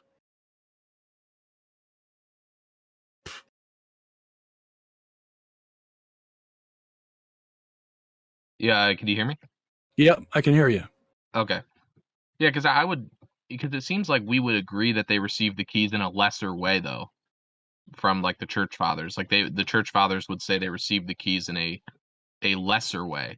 But it's interesting that Matthew himself doesn't say that. Matthew actually doesn't even say they received the keys in that verse.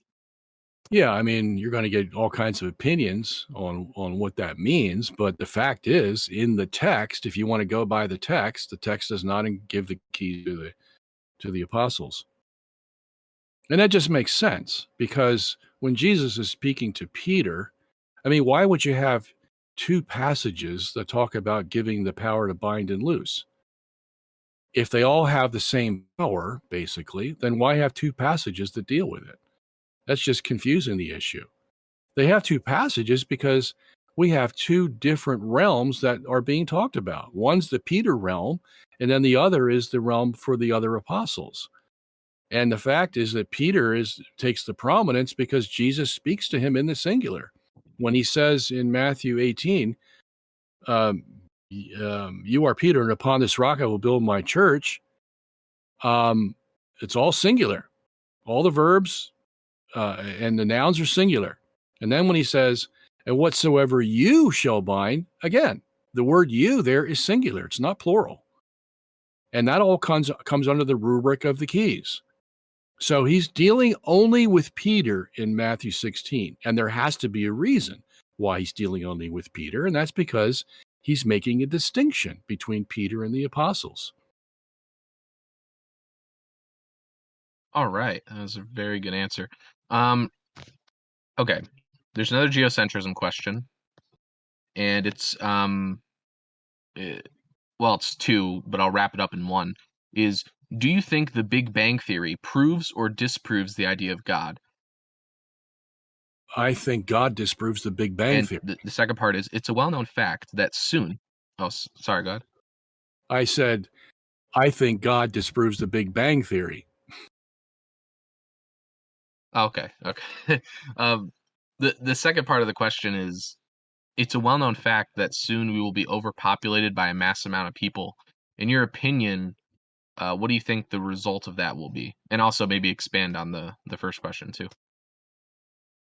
Okay, the second one first is yes. I mean, we're on a trajectory that if we, when they calculate populations, they go by what they call the T factor. And the T factor is how long does it take for your population to double?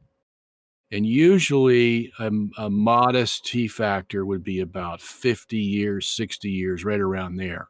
Okay. The only exception we know to that is when the Israelites were in the land of Goshen, when they were in Egypt for 430 years, they had a T factor of 30. And we can tell that by the genealogies that come out of their sojourn. But usually it's about 50, 60, something like that. So that means the population is going to double every 50 years. So by 8 billion now we have? By 2070, it should be 16 billion. Okay. It's a lot of people.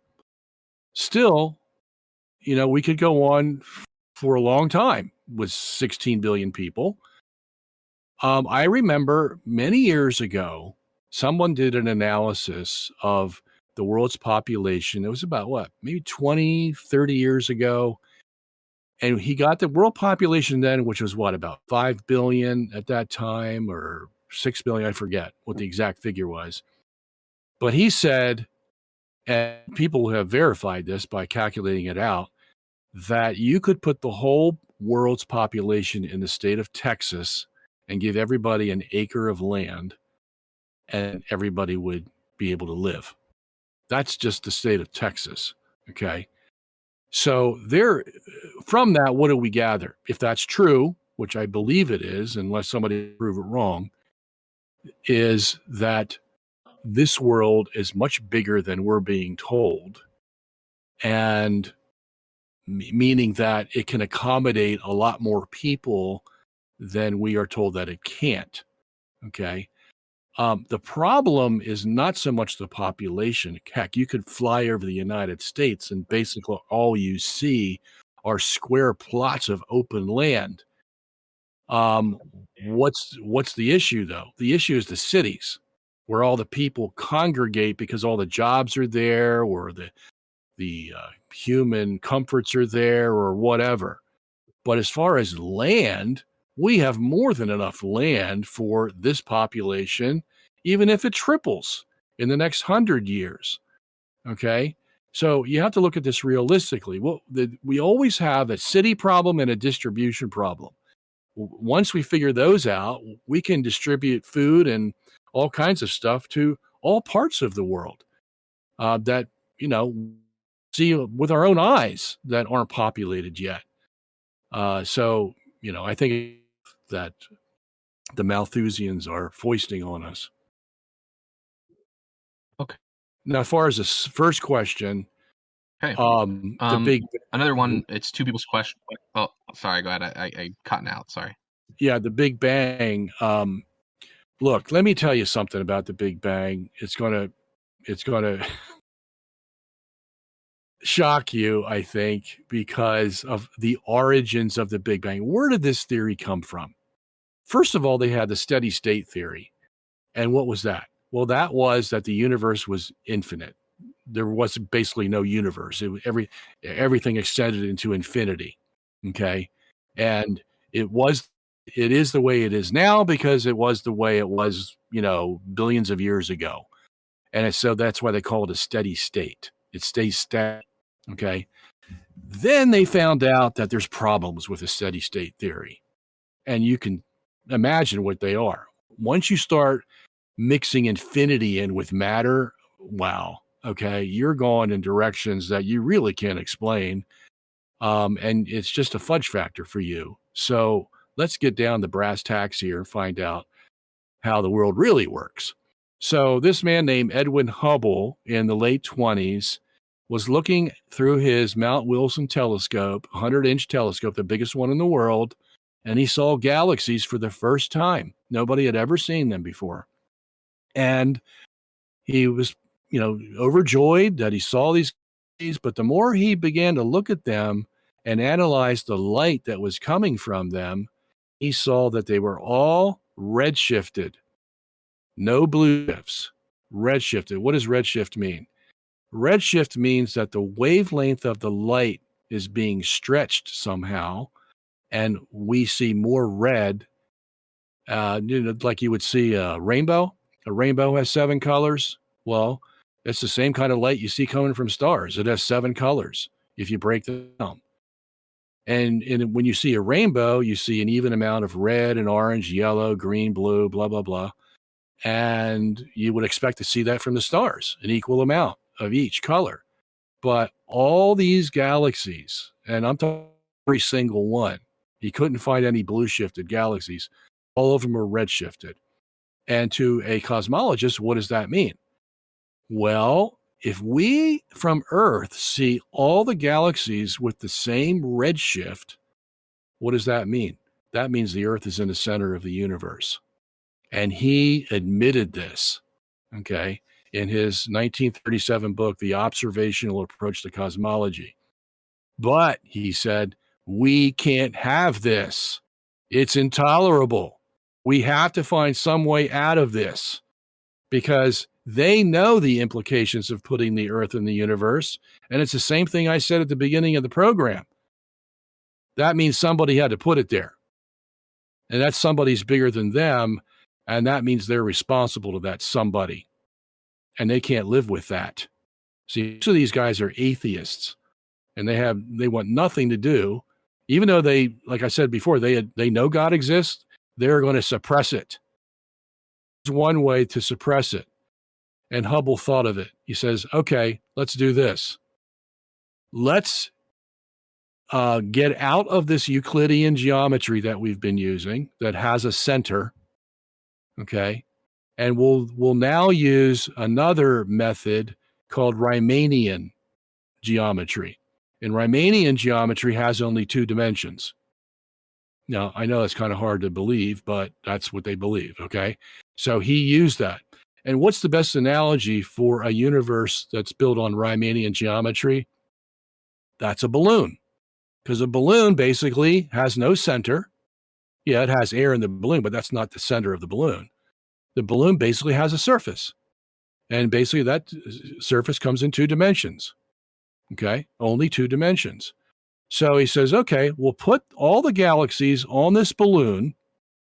And now how are we going to have all these galaxies see redshift from one another? Here's how we do it. We expand the balloon. We blow into the balloon, basically, expand, and that means all the galaxies are going to separate from one another on the surface of this balloon. And what's that going to cause? Well, that's going to cause each galaxy to see a redshift from every other galaxy, because the length of the light is being stretched, and when you stretch it, it turns red. So that was the answer he came up with. Rather ingenious. Okay. He had no proof for it. All he knew was that was his escape to get out of having the Earth in the center of the universe and having us see redshift from every galaxy because we're in the center.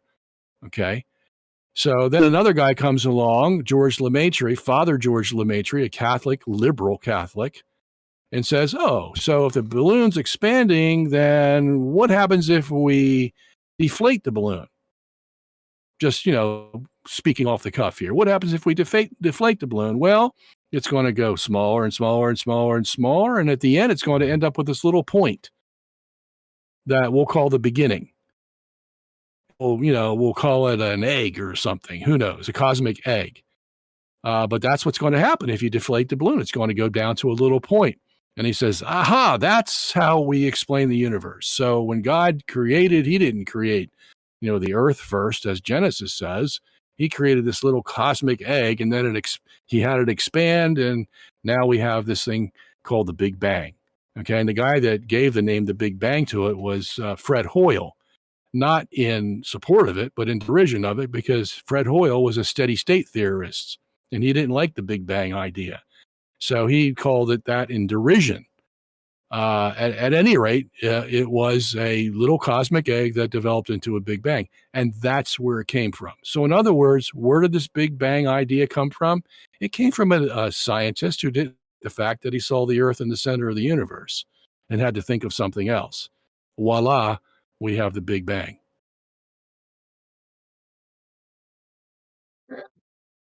All right. Sorry for interrupting. I was lagging out, so I had to reconnect, or I was cutting out. So there's some more geocentrism questions really quick, because I don't want to take up too much of your time here. So I'll just kind of ask the best one that I could find. I think someone asked, how do you explain stellar parallax? Is that I don't know if that's, I'm trying to look for it now. Yeah, that's right. Stellar parallax. Stellar parallax has long been touted as a proof for heliocentrism. And that's because nobody looked at the other side of the story. And I deal with this at length in my books. Stellar parallax is caused in the heliocentrism when you're looking at 2 stars, one that's further away or farther away than the other. So you're looking at it from Earth, okay? And these particular stars, because one's farther away than the other, are going to create an angle between the two stars and your eyeball. Okay. Now, that's when the Earth is, let's say, on one side of its orbit. Let's say in June. It sees these two stars at a certain angle. Then, as the Earth moves around the sun, that angle is going to change. Why? Well, because now you're viewing those two stars as the Earth is moving, and so obviously the angle is going to change. Okay.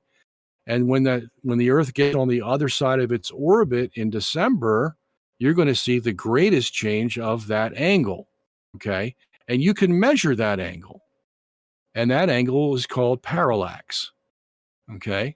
Because parallel means two lines that are parallel. And they put lax on it because now the parallel is going to change, basically, from one side of the Earth's orbit to the other side. In other words, in 6 months. Okay. So this has long been touted as proof for the heliocentric view. And when Tycho Brahe came up with his geocentric model, and you might want to know this is at the same time as Galileo and Kepler. Okay, they're all competing with one another. Tycho's system wasn't able to produce a parallax, and yet we knew parallax existed. Why?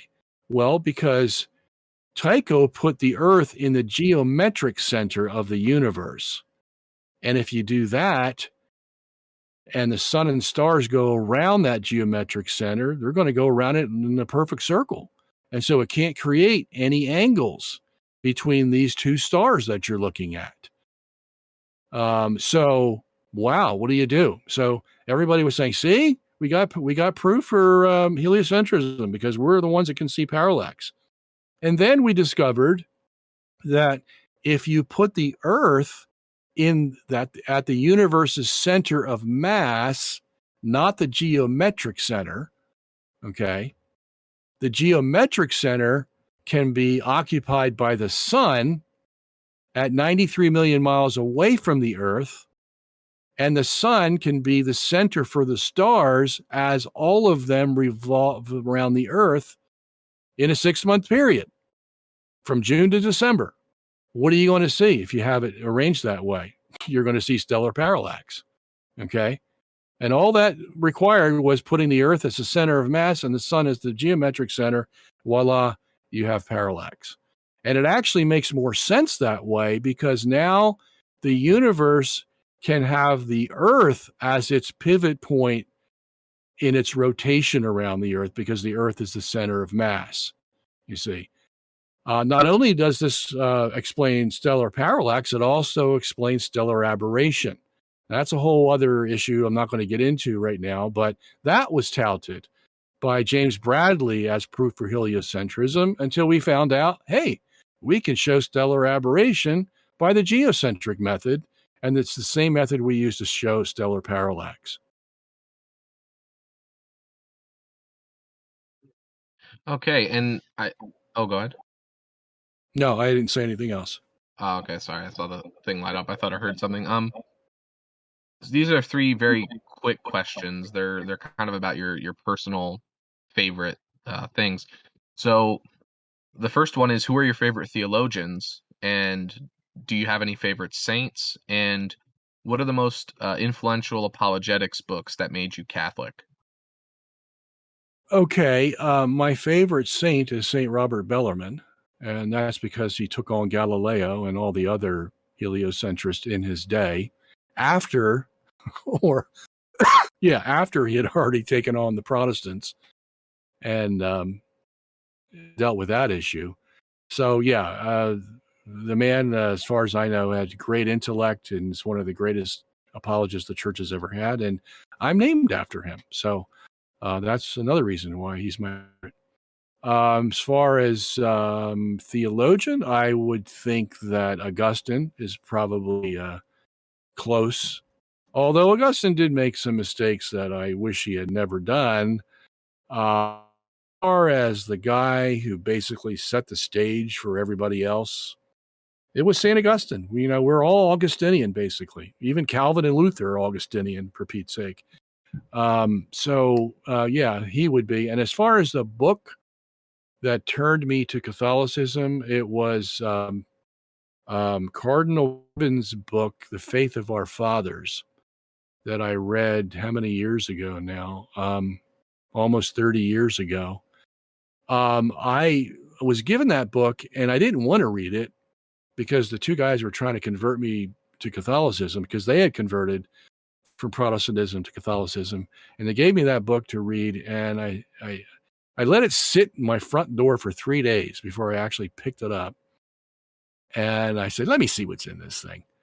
And so I began reading it, and he was explaining Catholicism like I've never heard it explained before. All the problem areas, how did the church come up with justification? How did the church come up with its rules on divorce and remarriage? How did the church deal with baptism? How did the church deal with anything? And it was all there. And I said, wow, if Catholicism can be explained as well as this guy's explaining it, I want to be a Catholic, So And that's The Faith of Our Fathers by who? Cardinal Gibbons, Gibbons, Okay. from Baltimore. Is that like a book worth reading for people who are maybe thinking about becoming Catholic? Oh, yeah. Yeah. As a matter of fact, I think they reprinted that because it had such an effect on me. I think it was Tan Book Publishers. And so you can get it. You just look for it on the internet and you'll find it easy. Yeah, I've actually never heard of that. I'll have to look into it. Okay. I'm gonna wrap it up with the last kind of, I guess, questions. One's gonna be on geocentrism, and the other's gonna be on.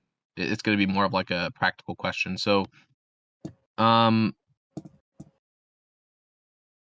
this person simplified their question a lot. So I'll just say their simplification is: when explaining why geocentrism isn't currently the dominant view, would you explain why it's not the prominent view by appealing to there being just ignorant people or there being malicious people? Or is it maybe more complex than that? No, it's actually not very complex. The issue of Copernicanism is as important to the world as Darwinism. Why? Well, those two theories are what you would call high Renaissance and Enlightenment attempts to have mankind pick himself up by his own bootstraps and not on God. Okay. There is a constant theme starting in the Middle Ages all the way to our present day, where man believes he's gained enough knowledge of the world, of the universe, of himself. And I'm including the philosophers in here, Kant, Hegel, Kierkegaard, whoever. They all believe that they can gather enough data from the universe to make their own universals or to make their own conclusions and live by them. And thus there's no need for God. And if there's no need for God, then basically God doesn't exist. And we don't have to worry about his judgment. See, that's what they're all concerned about. That someday, somewhere, somehow, they're all going to have to stand before God for judgment, because that's what the Bible's very clear about. So how do you get out from under that? Well, first of all, you start discrediting the Bible. Okay. And if I can discredit the Bible by saying that all its so-called propositional truth about the earth being motionless in the universe and everything else going around it, wherein the earth is the apple of God's eye, it's the center, it's special, there's nothing like it in the universe. If I can get that idea out of the mind of men, wow, That's a long way in setting up this, setting the stage where man becomes the king and God's no longer needed, you see.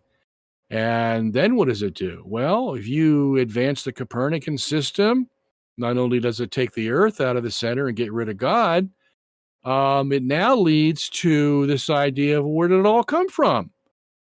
Well, there must have been some kind of movement in the universe billions of years ago that started by who knows what, but it progressed by time and chance, and one molecule met another that it liked and connected together, and saw another molecule and connected together with that, and before you know it, we have mankind, you see, coming out of the dust by time and chance. No need for God.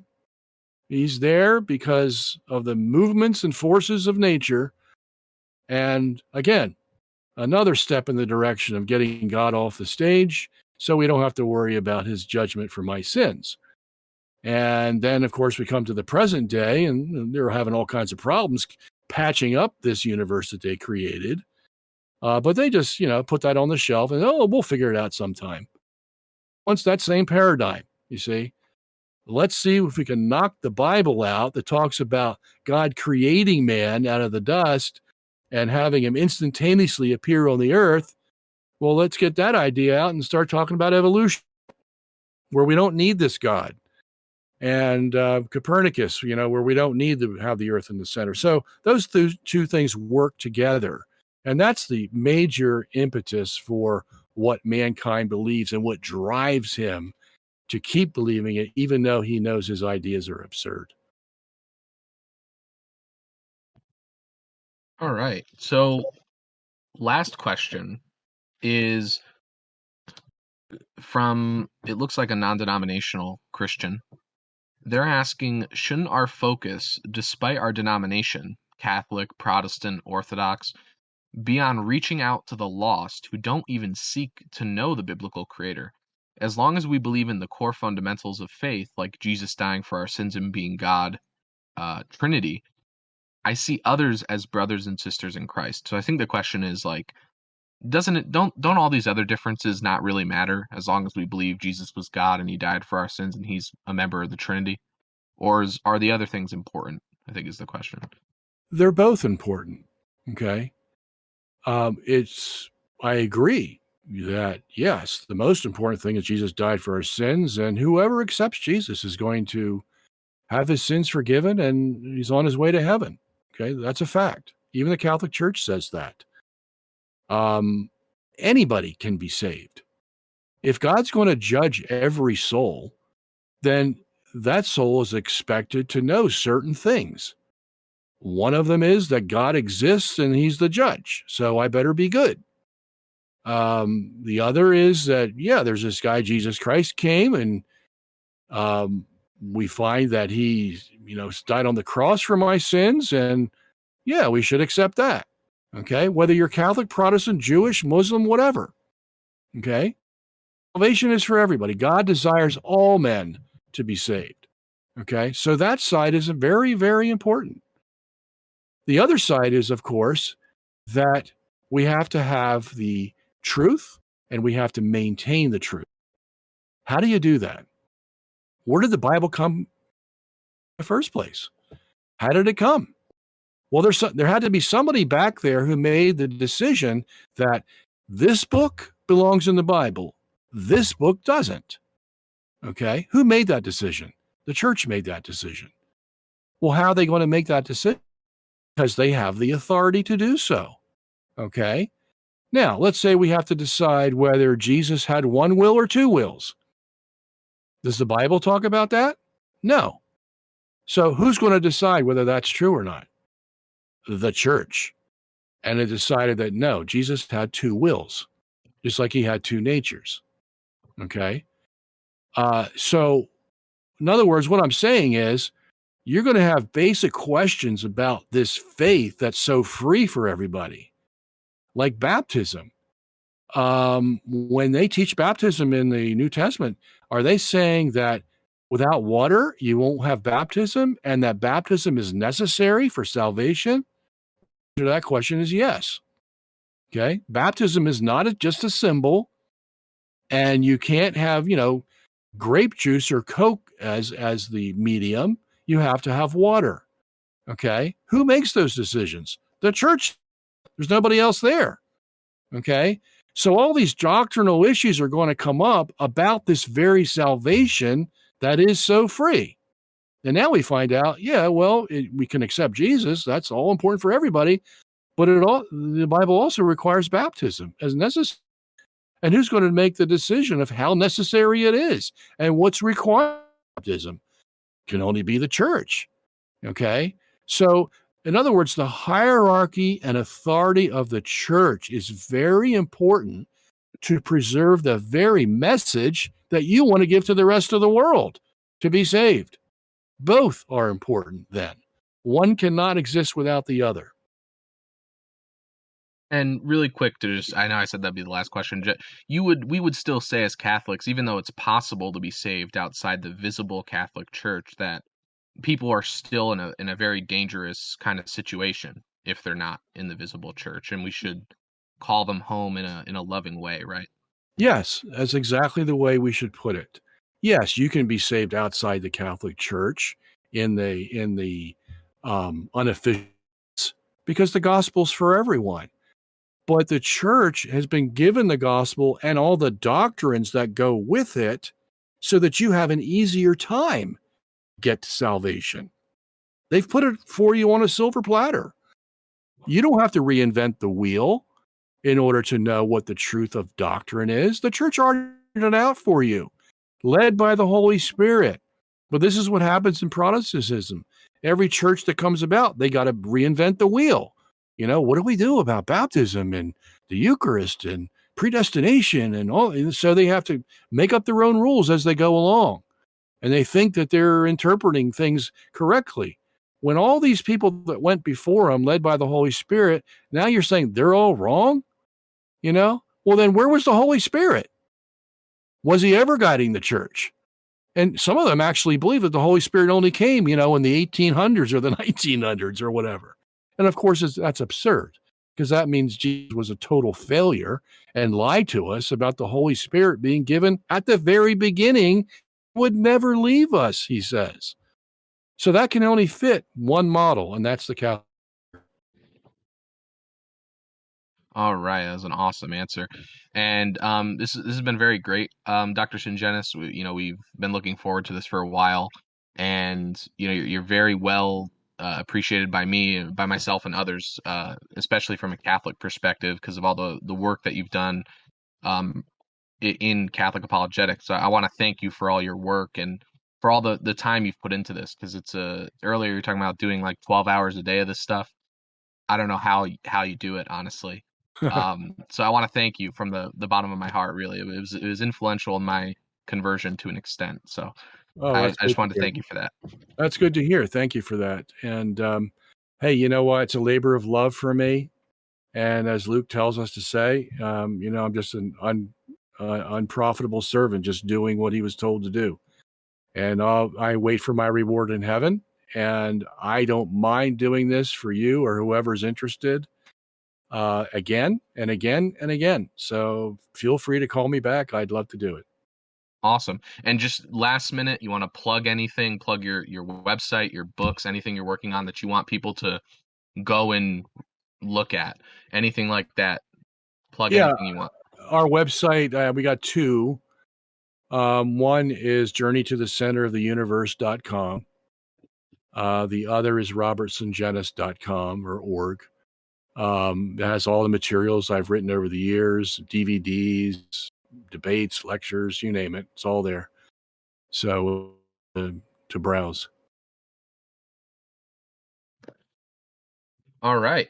And once again, I want to thank you for coming on. And if we're definitely going to contact you in the future to come on for another one of these, because there were some questions that people maybe didn't word right or that didn't get answered because they came in late, or we didn't have time. So definitely be contacting you again. And thank you for coming on.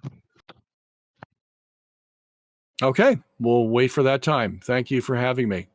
All right. God bless you, Dr. You Sungenis. too. Bye-bye. Bye bye.